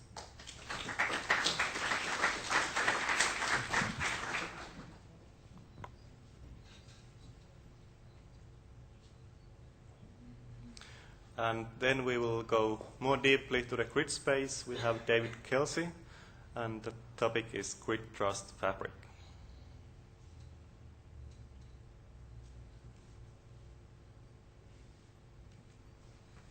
Please, stage is yours. Thank you very much. So I must admit it's a privilege to be here, and thanks to the Programme Committee for inviting me. The motto of the conference is follow the user. I guess I represent some of the users of the networks. So just a few words, a brief introduction about me. I work at the Rutherford Appleton Lab in the UK, where I work on several grid projects. We've been building international trust across the grids for the last 6 years. And so specifically, I've been working, I'm responsible, in my day job, I'm responsible for providing compute services to the particle physics community at Rutherford. And so I'll talk about the LHC computing grid and also the EU Framework 6 project, EGEE. Then I'll go through some terminology of the issues that we see in grid trust and virtual organizations and the model, then some on the technology, authentication and authorization. In particular, quite a few slides on the International Grid Trust Federation, which we built for grid authentication. Then cover some of the policy and legal issues and look at where NRENs and grids can work together in this federation space. So, start with a few brief words on LCG and EGE. So some slides here from Les Robertson, who is the project leader of LCG. So LCG is the LHC computing grid, the Large Hadron Collider, which is being built at CERN in Switzerland with 4 large experiments, and it comes online next year. So the accelerator, when it functions towards the end of next year, will generate 40 million particle collisions, what we call events, every second. It runs round the clock for many weeks of the year. At the center of each of the 4 experiments scattered around the rings. This produces a large amount of data which has to be reduced online by trigger computers. So in real time, as the events happen, these are filtered down to a few hundred good events per second, which are then recorded onto the disk and magnetic tape and analyzed by the physicists. This results in about a total across the 4 experiments of about 15 petabytes per year. So in order to process this, we need of the order of 100,000 of today's fastest compute processors to process the data from the 4 experiments you see here. The 15 petabytes, it's interesting to actually compare how much data is that. A recent analysis concluded that the text content of the World Wide Web was about 100 terabytes. So we are actually producing 150 times the content of the web each year. We have a truly global community, which is where a lot of the federation interest, of course, comes in. A recent survey back in 2004 of the registered users of the CERN facilities showed that we had 4,500 from the CERN member states, 1,600 from observers, and a number of other important states as well. Some sort of 7,000 users or so. Looking at just one experiment, if we look at the Atlas collaboration, this is one of the largest. I mean, this has 1,800 physicists spread across 34 countries in 150 institutes. So we have to deal with this when we're designing the computing for that. So in order to do that, we've built grids, which are in operation today, production operation, doing a lot of the simulation and preparation for data taking. We've got 2 main components. In Europe, we've got the EGE grid, which are the yellow dots. You'll actually see that Europe extends across the world. It's not just Europe. And in the US, we've got the open science grid. And of course, which is good news to the people at this conference, of course, we demand and rely on excellent wide area networking. The LCG itself needs several gigabits per second running 24 hours a day, 365 days a year to actually transfer the data out from CERN to the regions. So that's all running on the NRENs represented here and on GÉANT. So this EGE network, the production grid that we have today, is now federating with a large number of other EU-funded projects which are coming online this year. So we've actually got the ones that you see here on the map, and probably some others which we've forgotten: the Baltic grid, Southeast Europe, the Mediterranean, China, India, Latin America and South America, and then strong relationships with activities in the US and Japan. So today, actually in production right now, we have of the order of 200 sites in 39 countries with 20,000 CPUs, 5 petabytes of storage, and we're running 20,000 jobs per day routinely. We support on the EGE, it's not just for particle physics. I've shown you the particle physics requirement, but there are many other applications supported today of the order of 60 virtual organizations on EGE. So the EGE project, it's funded by, co-funded by the European Union. Phase 1 started in 2004, and we've just started Phase 2, EG2, in April 2006. And this is a challenge in itself, managing that. We have 13 federations across 32 countries already in the project. And in terms of the application space, here's some of the applications that we support on the infrastructure, a large number of scientific disciplines. And an interesting one, just last month, there's a recent press release you'll see here, there was about 10% of the grid ran for a month actually doing simulations of drugs against the avian flu virus to actually help the people designing the drugs to attack that problem. So that was enough of introduction, so now let's go onto the trust fabric. So what is the trust fabric we've got? Clearly there are many different components. I've got them here in what I think are the ascending scale of difficulty. The technical is the easy bit. Clearly we need interoperable security, it has to be standards-based. But then an important part of the fabric as well is the policy and procedures that allows us to interoperate across these large number of countries to ensure our participants act in predictable ways. Clearly there are many legal issues, particularly with data privacy and the international aspects of data crossing international borders.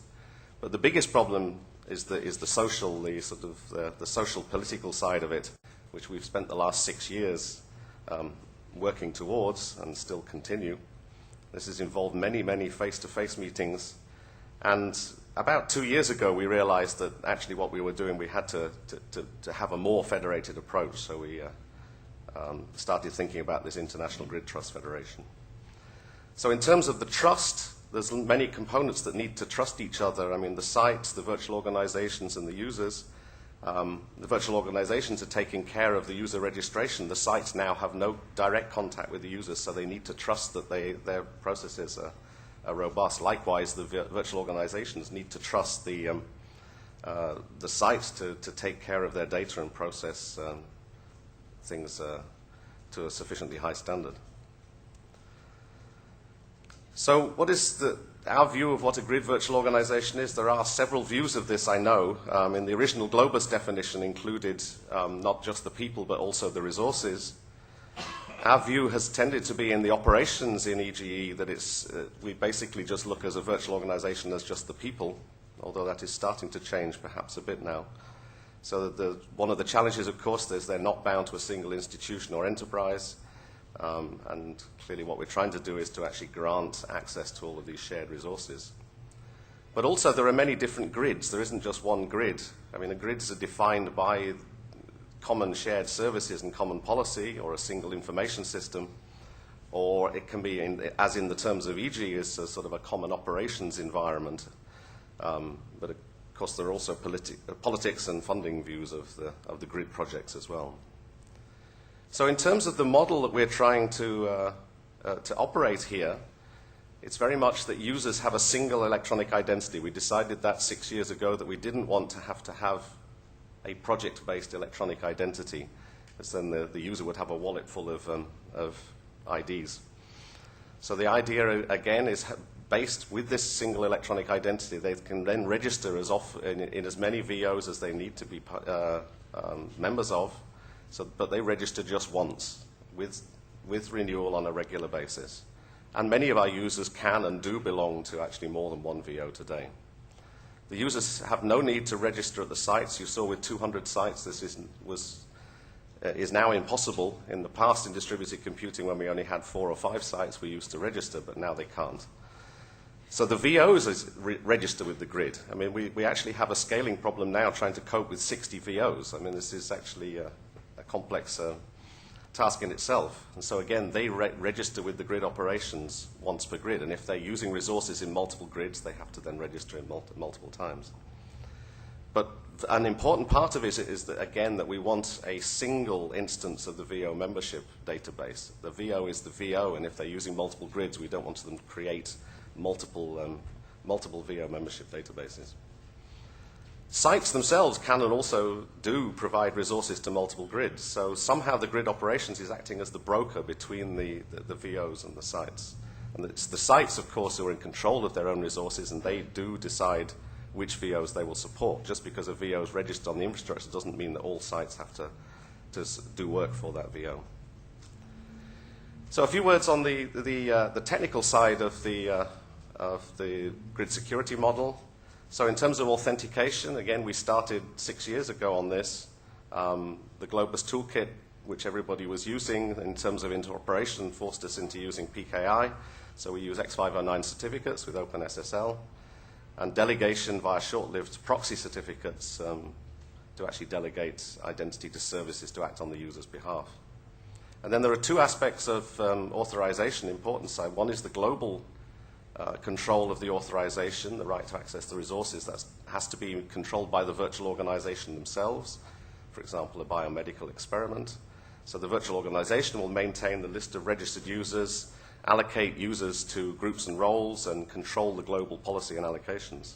But then the sites are also in control of their own resources, so they need to be able to control the local authorization, either via local, for example, standard Unix security mechanisms, or via call-outs from the grid middleware to local authorization enforcement.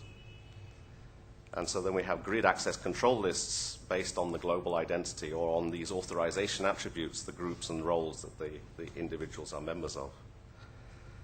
But policy is also, as I said before, important.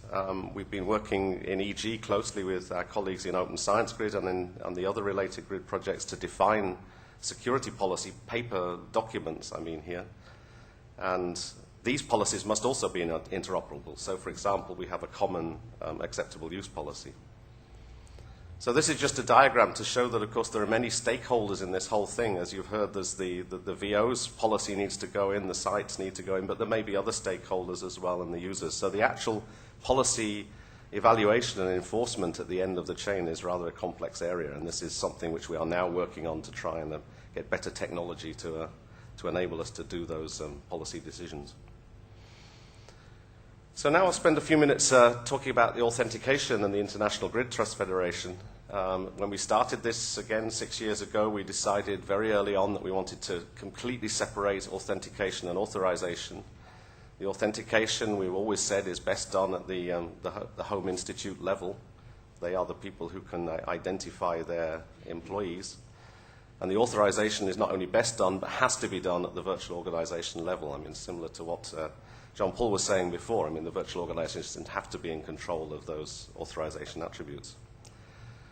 So we provide the user with one grid electronic identity. We've built this large global PKI for mutual authentication. So, I mean, we actually, any grid transaction, you're always authenticating both the client or the end user and the service. And in terms of scaling, what we decided to do early on was to try to restrict this to one certificate authority per country or region and make it as general as possible. We did not want application-specific CAs. We wanted it to be done for e-science. So there is this body now, the EU Grid PMA, the Policy Management Authority, which historically grew out of the European Data Grid project and coordinated the growth of these global CAs, defined best practice and minimum requirements for accrediting these certification authorities. And now this role is taken on by the International Grid Trust Federation, IGTF. So this was formed in October of last year at a meeting that took place at the Global Grid Forum in Boston. And we decided then we had to federate because a single body doing this on a worldwide basis was already getting too large. So there are now 3 regional policy management authorities. There's the one in Europe, there's Asia Pacific, and there's the Americas. And each of these PMAs accredits candidate identity providers for grid authentication. We're only tackling the topic of grid authentication. We're not doing general identity for other purposes. Each of the PMAs also owns and maintains various authentication profiles. Again, we've realized that we can't do everything with just one profile. An important point, of course, is that given there is no global coordination of the X500 namespace, we actually need to make sure that the CAs are actually issuing certificates in a well-defined subset of the namespace, and that's an important part of IGTF.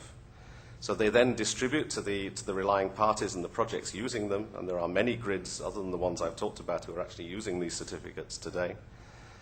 And the members of these PMAs are the CAs and major relying parties.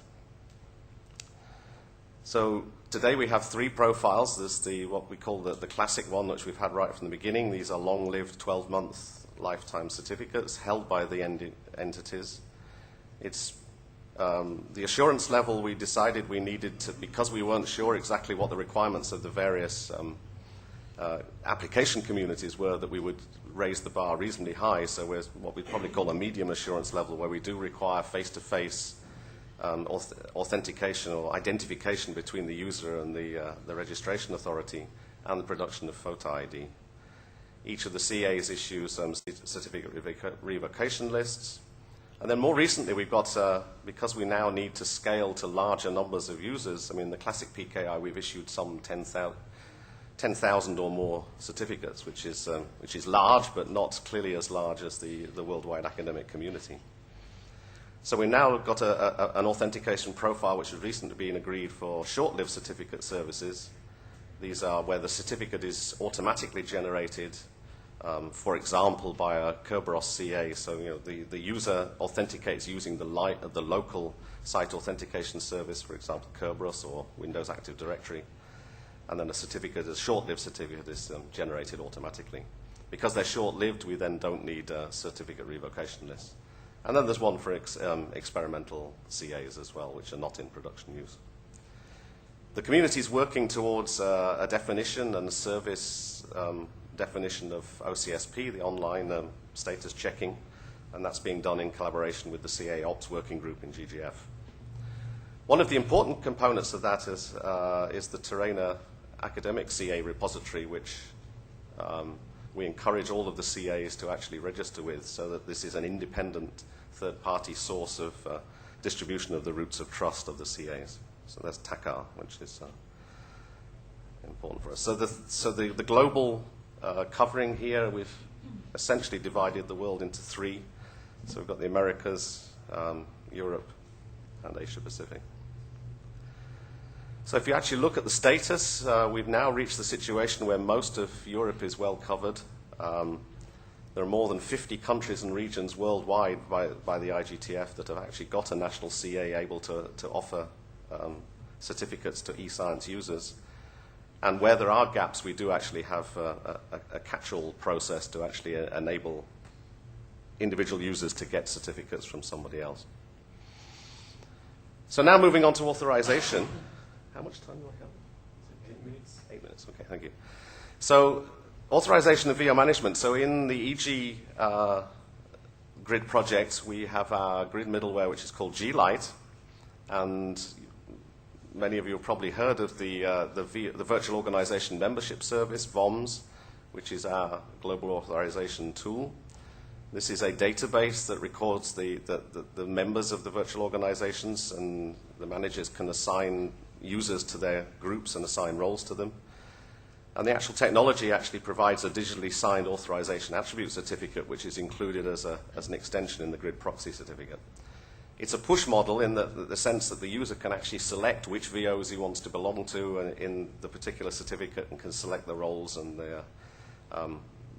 when he presents it to the end service he wants to contact. And then we have various implementations of local authorization, and then the the grid services, the compute and storage elements, can then make local policy decisions based on these authorization attributes contained in the certificate. So, quick word on the groups and roles. Each VO assigns its members to these. Groups are just natural collections of members of the VO into sub-activities, something in common, so a particular scientific analysis as part of the VO. And these are then used to control access control to the various resources, and also in assigning quotas and priorities to the grid work. The roles are more capabilities or privileges that are assigned to individuals on the basis of what it is they can do. So, for example, production processing manager or a database administrator or other such things. We started some months ago to explore whether we could actually agree common role names to see that this, we thought this would be very nice to have sort of agreed names. But this seems to be rather impossible and rather difficult. Even between, 4 particle physics experiments all working on the LHC, they all have the concept of a production processing manager, but they don't necessarily want to call it the same thing. So I think we've sort of given up on that for the time being at least, and at the very least the names and the semantics must be well understood within the context of a VO so that they can be used in a consistent way.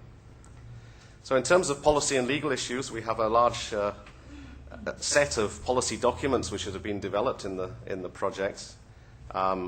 I don't have time to go into any of the real details here, other than to say just in terms of the acceptable use, we have a general, simple, short, common grid acceptable use, which doesn't mention grid projects by name. It's been adopted by EGE and Open Science Grid in the US and several of the related national grids.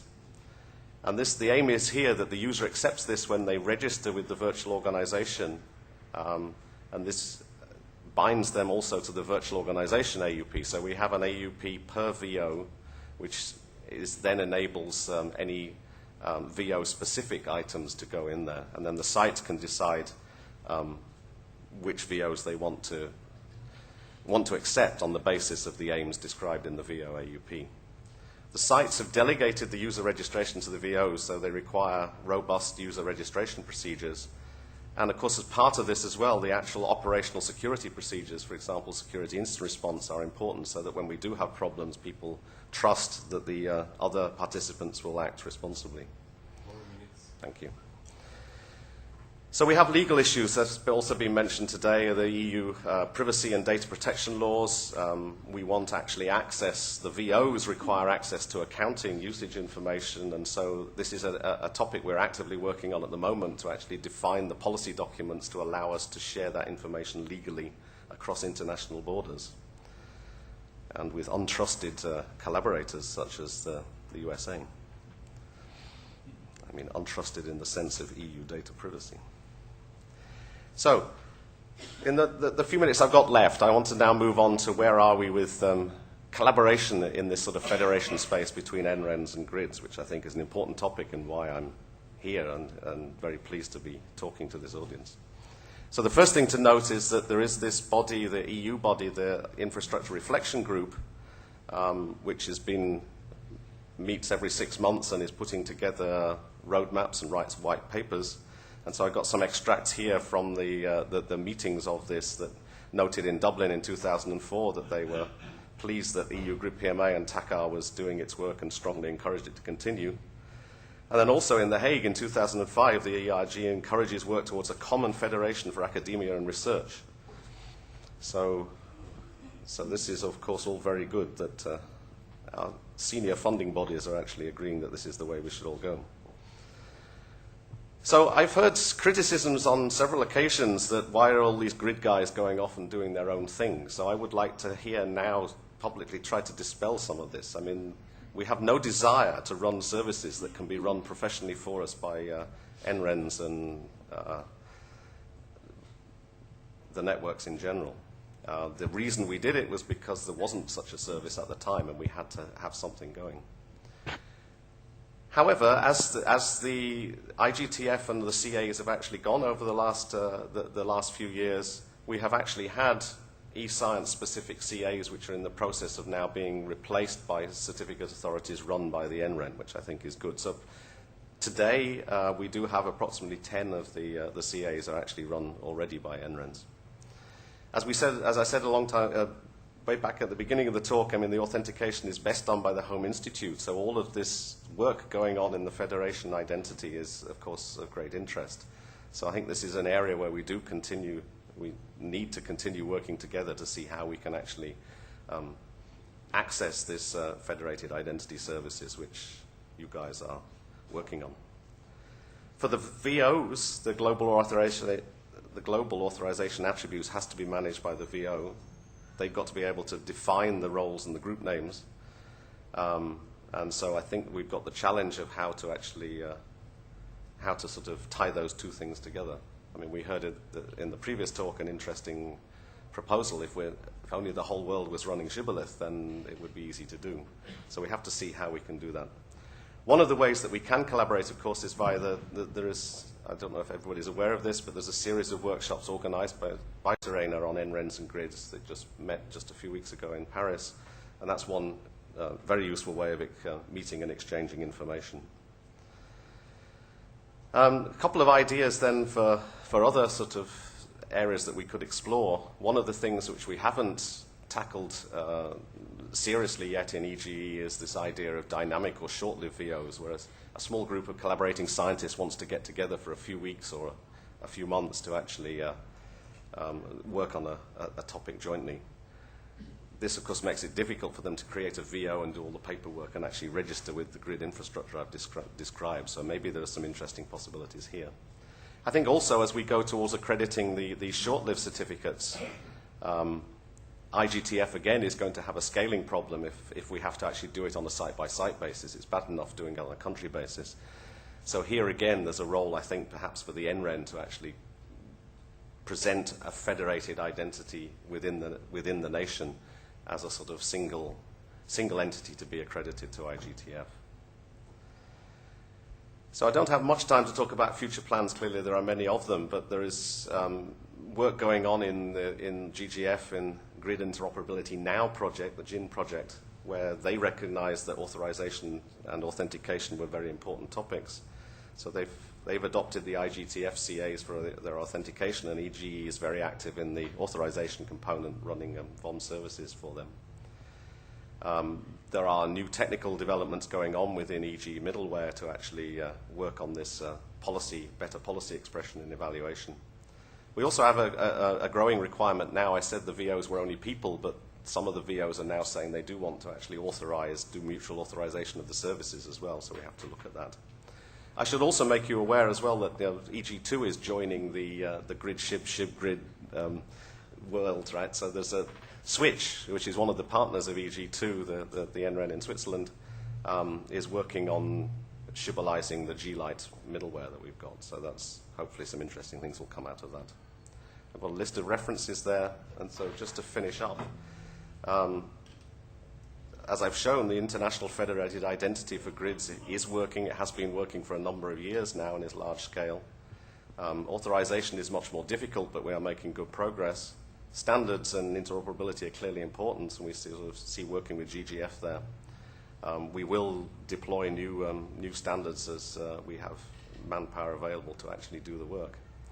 But as I hope I've tried to convince you, the people and the social aspects are even more important. The actual building international trust does actually take a lot of time.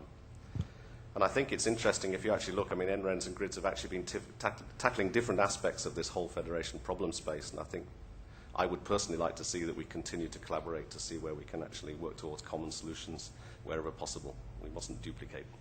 So thank you very much.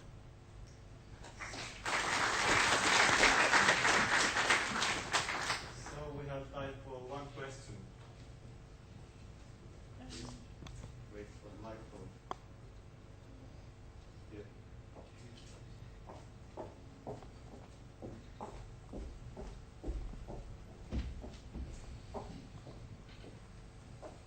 If I understand VOMs correctly, part of the scalability problem that you mentioned is because there's one database per VO, so the registration is multiplied by the number of VOs.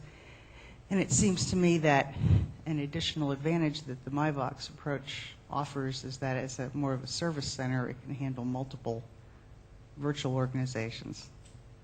Do you see any advantage in that approach that we could Well, I possibly think explore? the approach is certainly interesting, and we should look at that. But I mean, in terms of VOMs, we're not actually hitting scalability problems there. I mean, running a VO membership service per VO, I mean, it's part of the work that the grid infrastructure does, right? And it can be done in multiple things. And we also have, replication of the database and what have you in terms of fault tolerance and things. Okay, and the other question for Torbjörn. Yes, you said that the resource normally don't consider them to belong to the virtual organization. How can you explain that the authorization is done by the virtual organization if the resource doesn't belong to it?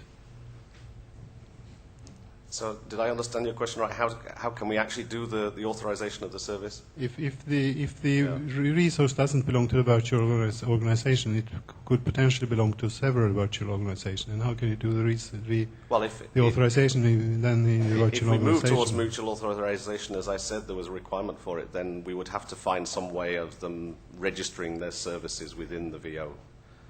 So yes, at that point they would become part of the VO, as it were, as the recognized, authorized services that the VO allows. But that doesn't stop them registering with multiple VOs. They could register multiple times. So, thank you, David. Okay, thank you. And after we have to go on to the last speaker. And he's David Shadwick from University of Kent. And 1 year ago, David had a speak about integration of Shibboleth and Permis, and this year David's group has integrated Permis authorization engine to Gridship. Where is it? Do you know? Someone's closed down the window that it was. Okay. Right. Okay. They put it on the desktop. Good. Okay. So please. Thank you. This talk really is a follow-on from the first talk. The first talk very nicely set the scene because the first talk said how Shibboleth and Globus had been integrated and how the MyVox service actually then did more on the attribute management side. And what I'm looking at in this talk is more on the authorization side, which can actually utilize the MyVox service just as well as the Shibboleth and the Globus service. So some of the initial part of the talk will actually look at the same features again, which the MyVox talk looked at, but from possibly a slightly different angle, and then we'll say how we integrated the authorization component in. So the purpose was to combine the strengths of three technologies. We know that Shibboleth is very good for managing attributes in campuses. And we know that Globus Toolkit is very good for running grid jobs and moving data around in a secure fashion. And Permis is very good for providing a policy-driven access control infrastructure where you put in a policy, you give it the request of what the user wants to do, you give it the user's attributes, and according to the policy, it will decide whether the user is granted or denied access or not. So this allows us now to unify the security infrastructures for grids and campuses. And I think that's where people are wanting to go. They wanted to have a unified infrastructure where they can have the same attributes that are used for in the grid and on the campus, and they can have the same policies that can actually control access to campus resources as well as grid resources. So, Shibboleth overview. Just to put, so that I can actually cut the time out, how many people here don't know how Shibboleth works? Okay, there's just one or two. So I would say if it was unanimous, we could actually skip most of this and move on. I have a picture which is showing the user here is wanting to access some web service resource. she makes a request to the web service, she gets redirected to some entity provider, where are you from service, says where are you from, and she clicks on the site that she's from. She then gets redirected for a home site where she puts in a username and password, logs into a home site, and then the service site now actually goes back to the home site, asks for the user's attributes, and when it gets the user's attributes, it makes an authorization request. So that's basically Shibboleth in a very fast nutshell. Now, what are the weaknesses in Shibboleth authorization? First of all, it has a very simple trust model. So only one attribute authority is supported. Now, in reality, users have attributes by many different authorities. So consider a doctor working at university. The doctor attribute is assigned by the General Medical Council, and the employee attribute is assigned by the university. Now, in many cases, you might want to use both those attributes. Now, Shibboleth can't cater for that because it only has attributes really from one attribute authority. The service provider site relies on the origin site to collect and return the correct set of attributes and vouch for all of them. And plain attributes are relatively easy to be tampered with without detection. So that's another potential weakness. Only basic access control capability. The rules are defined in the Apache configuration file. So here we have an interesting thing, that the Apache administrator is actually managing the access control rules to resources. And that is not the right functionality. It should be the person who owns the resource who is designing the policy for the resource, and not some Apache administrator. And complex access control rules based on hierarchical RBAC or dynamic separation of duties, things like that, these are not supported within the Shibboleth authorization infrastructure. And certain conditions are not supported, such as access according to time of day and location of user, things like this. So we can't do those sorts of things with Shibboleth authorization. Okay, moving on to Globus Toolkit then. So what is Globus Toolkit? This is an infrastructure for running grid jobs, and it moves jobs around, it spawns jobs, it will run jobs at different sites, it will pick up files and merge them in, it will send output to different sites, etc. And it's got a component known as the Grid Security Infrastructure, the GSI, which provides all the security services for grid jobs. The GSI is responsible, first of all, for authenticating users, usually based on their digital signatures and their X509 certificates. It also has a component for authorizing users by mapping their distinguished name into a local username at the site they're running at. And this is known as the grid map file, where the distinguished name is mapped into a local username at the site where the job is running. But it also, in the last version, made a call out to an external authorization infrastructure using the GGS OGSA SAML profile, which was specified by the GGF. So it is possible to make a call out to an external authorization infrastructure, such as Permis or such as XACML, using Globus Toolkit. It also securely passes messages between grid sites using WS Security and WS Secure Conversation.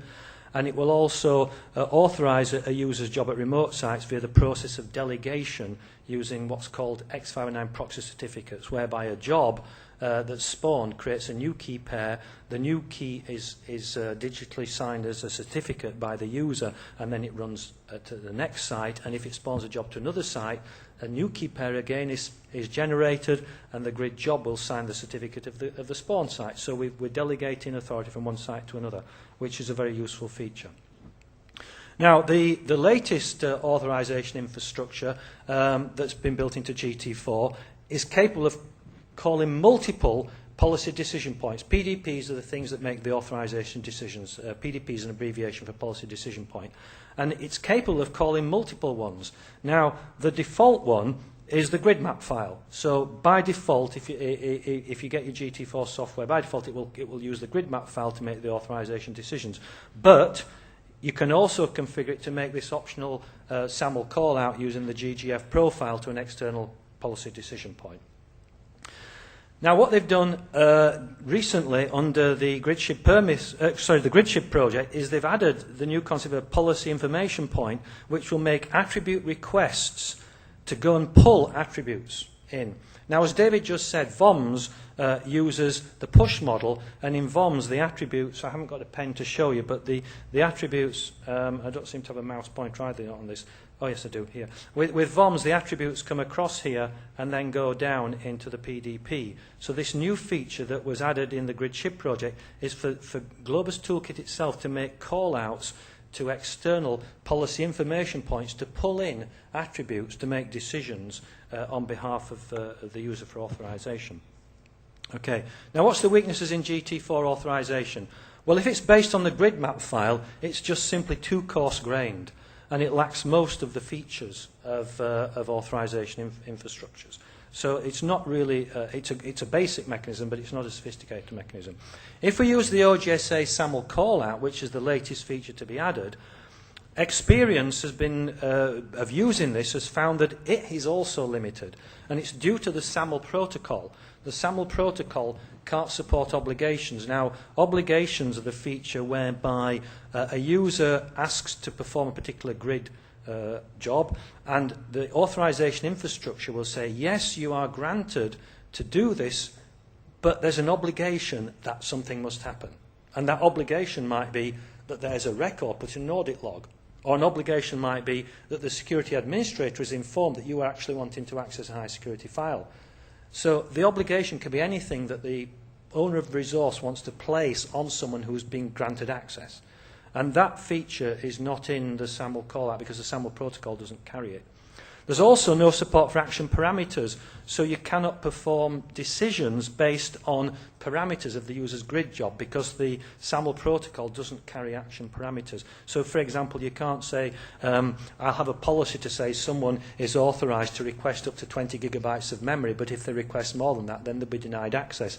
Or they're authorized to print up to 50 pages, but if they request more than that, they'll be denied access. You can't do that with the SAML call-out because those parameters about the size of memory, the number of pages, the files, file name or something like that, you can't pass those in the call-out.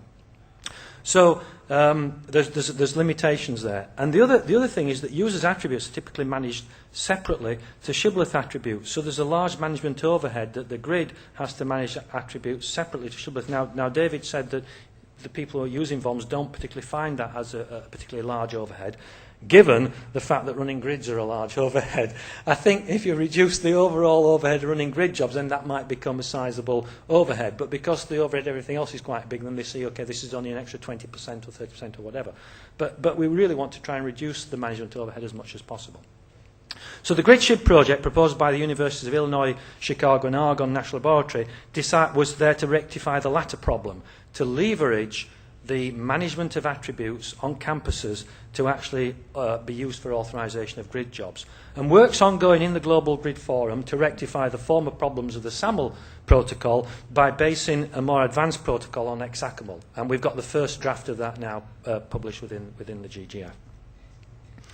So what is PERMIS then? Well, PERMIS is a modular authorization infrastructure. It's recently been modularized. Version 2 of PERMIS is now modular, so you can actually choose the bits that you want and not the bits that you don't want. It uses policies to specify who's allowed to do what based on the user's attributes or credentials. So now you can give it attributes, you can give it credentials. What's the difference between an attribute and a credential? Well, an attribute is just a string which says you are a doctor. A credential is a digitally signed construct which says the General Medical Council is stating that you are a doctor, signed by the General Medical Council. So that's a credential. And so credentials are a stronger form of assertion of an attribute than just a simple string. It supports the use of arbitrary conditions in authorization decision making. It supports hierarchical role-based access controls where superior roles automatically inherit the privileges of subordinate roles. It supports distributed credential management where you can have many different authorities who are trusted to issue different sets of credentials, and the policies will check that you have only issued the credentials you're allowed to issue. So, for example, if the General Medical Council issued a credential to say I was a nurse, then that would be disallowed because the policy would say the General Medical Council only issues doctor's certificates and it's the Royal College of Midwifery that issues you a nurse. So we can actually control who's allowed to issue which credentials to which sets of users. It supports dynamic delegation of authority, whereby a user who's got a credential can actually give it to someone else, and then they can present that credential to the PDP, and the PDP will validate that the credential has been allocated properly. It supports authorization links to users via the authentication level of authority. That's something we've just added this year in the project funded by JISC. So now you can have a policy which will say someone has access to a resource if they've been authenticated to level N, but if they've been authenticated less than level N, they won't get access to the resource. So if they come in with a username and password, they may get read access but not write access, but if they come in with a digital certificate, they could have write access as well. And we can build that into the policy. And it shortly will support separation of duties, which will stop users activating mutually exclusive roles, and that's due to be issued later this year. So that's pretty nearly implemented now. And it can be made very secure because it's modular. You can actually ensure that everything's digitally signed as well if you want. So policies can be digitally signed, credentials can be digitally signed. Or if you don't want it to be that secure, you don't have to have the signatures. So there we've got the policy decision engine, which makes the decisions. It's got a credential validation service that validates the credentials and validates the signatures and makes sure they're okay. And it's got a Java API which allows any application to plug the permis decision engine into their application. And it works in push or pull mode. So in push mode, as in VOMs, the initiator pushes the credentials across for the decision to be made. And in pull mode, the credentials are pulled. It has an optional PKI now, so that's optional, an optional component you can have or not. It also has optional LDAP directories that you can have or not, and if you have them, you can actually work in pull mode, where permis will actually pull the credentials rather than being pushed. And instead of the Java API, you can also have the SAML specification according to the GGF or GSA SAML specification. So prior to the current project, permis had already been integrated with Shibboleth to allow web-based resources to be protected with permis policies. And it had also already been integrated with GT4 using the OGSA SAML profile. So when the first release of GridShib came out in September 2005, it was natural to integrate permis with GridShib as well. And in essence, it should have been relatively simple. GT4 first calls the GridShib pip, to pick up the attributes from Shibboleth, and then GT4 calls the permis decision engine to make an access control decision. So it all looked to be a very simple, straightforward project. But obviously projects are never as simple as you think they're going to be in the first place. So what are some of the issues we came across? Well, the first set of issues we came across were actually GridShib issues, which were not widely disseminated and weren't widely known. And the first one is that the Shibboleth uses different names to Globus Toolkit. Globus Toolkit uses X500 distinguished names. Shibboleth uses opaque handles. So how does Globus Toolkit ask for the attributes of a user who's known by an opaque handle in Shibboleth when he's got an X500 distinguished name? So the GridShib team solved this by producing a DM mapping plugin for Shibboleth, which maps the opaque handles into DNs. Now this is their first attempt. They're going to produce a better version in the longer run, which is more scalable. But this is a first attempt, was a way of handling that problem. But it means that user privacy is not protected because the distinguished name of the user is known, and when the user's running his grid job, you know what his name is because it's via his distinguished name. And one of the features of Shibboleth was to provide privacy. So we've lost the privacy protection of Shibboleth, but we've got the attribute management of Shibboleth. So the outstanding issue to be solved is probably going to look at, they said they're going to look at something like using the grid login service to provide anonymous grid identities for grid users. So that was something we might expect from GridShib in another release. Second issue is how does the GT pip validate the different attributes credentials that it's pulling in from Shibboleth when there's no single standard format for them? So they have to work out what form we're going to have. Well, most systems do support LDAP attributes, and LDAP is quite a widely supported standard. So the GridShib attributes will be based on LDAP. So LDAP's the basic format for attributes. There's no standard for the content of them, and as David pointed out in his talk, you've more or less given up on that. He said it's almost too difficult to determine what the content, what the values of them are. But we've all agreed that we're going to use them, they're going to be based on LDAP type attributes. The credential format of how do we package up the attributes to be secure, there are two alternative formats. There's X509 attribute certificates, which are a bit like public key certificates, and there's SAML attribute assertions. The former's a binary encoding, the latter's an XML string encoding. The former has got a mandatory signature of the issuer, the latter has an optional one. So there's some differences there in the credential formats. Shibboleth has decided to use the SAML assertions and not to use the signatures. So we have attribute assertions using Shibboleth with no signature to say who's actually saying that this attribute belongs to someone. But what Shibboleth has done as a sort of proxy for that is to have an SSL connection between the attribute issuer and the attribute receiver, and the SSL connection, because it's got a certificate, and it's protected, says that, okay, the certificate says that the site is known by this name, and there's a signature on the request, so you can assume that the attributes were issued by the person who was mentioned, or the site that's mentioned in the certificate. But this means that you can only have one attribute provider per site because you've only got one SSL certificate. So you can't have multiple issuers within a site because you've only got one SSL certificate. Shibboleth attempts to solve this by encoding attribute values with the name of an issuer, which it calls a scope domain. So if my attribute is a member of staff, okay, and it was issued by the University of Kent, then the @kent.ac.uk is known as a scope domain in Shibboleth, which is something appended to an attribute value to give you an idea of who the issuer is.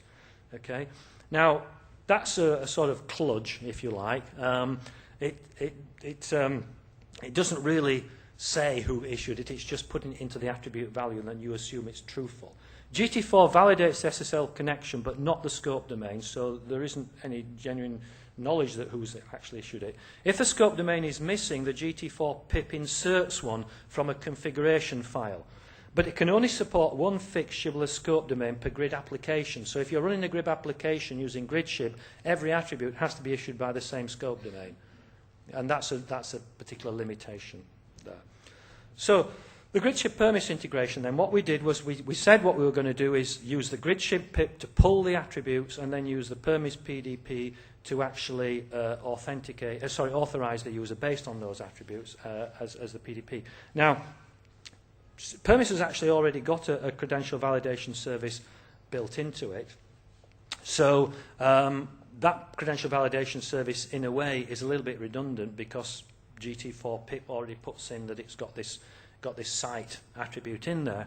But looking to the future, when it might be possible in GridShib to have multiple attribute issuers and to have different attributes issued by different authorities, we built the system such that we can actually put rules into permis to say these issuers are allowed to issue these attributes and these issuers are allowed to issue other ones, so that once GridShib has the ability to have multiple issuers, our policy can cater for that. At the moment, the policy will just have one issuer because GridShib is only capable of having one issuer. Okay, nearly finished now.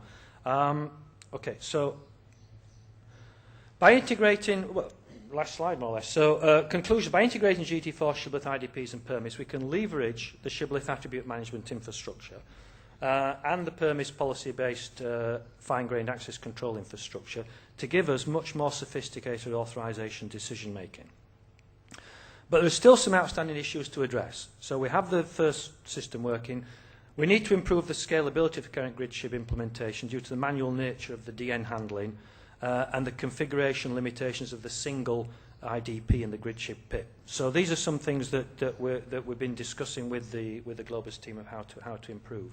We still need to specify how to support multiple different attribute authorities who might use different names for the same user. Now this is a particular difficult problem if my attributes issued by different authorities and they know me by a different name, in some way the authorization infrastructure has to get these attributes from different authorities where they know you by different names, and it has to know that, you know, DWC8 at Kent is the same as IEEE 32 at the IEEE, and they're actually the same person. The attribute should be used in authorization decision making. So that's an interesting problem we've still got to work on. And providing user privacy when running grid jobs is still a problem to be worked on because currently it's based on distinguished names. And that's it. So we've about finished on time.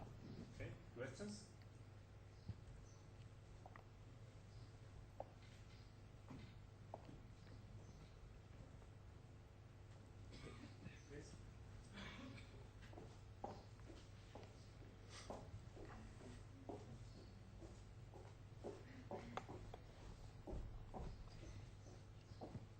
I didn't quite follow if I understood your comment about the Shibboleth, the attributes delivered by Shibboleth. You said something about them having potentially been mucked with. Where would that modification have occurred? Well, the thing is, there are a number of places where they can be modified. They can be modified within the attribute store, okay, at the home institution, and you wouldn't know that because there's no binding of the attribute to the entity. Just like when you store a public key of someone, you just don't put their public key in their entry. You actually put it as a certificate signed by the certification authority, so you know it's not been mucked with. Okay, so the same goes for an attribute for authorization. If we don't trust if we don't trust the store to store public keys in a tamper-proof manner for authentication, why do we trust the same store to store attributes for authorization? That's the question I would put back to you. Because those are our trusted university identity Okay, management then we may as well, people. then I say we'll scrap the certification infrastructure. We don't need the CAs either. Many people have come Yeah, to that yeah. conclusion. Well, it's obvious, isn't it? You know, you just put the public key in your LDAP entry and that's it. Yeah. So no, I go along with that, but I think the two should be balanced, basically. Either and what we've done with the latest permits is we either say you don't need signatures or you do, and we can scrap them all, or not. Yeah. And I think we've taken that balanced approach, but don't have, you know, one on one and none on the other. Okay. Other questions? No? So, thank you very much.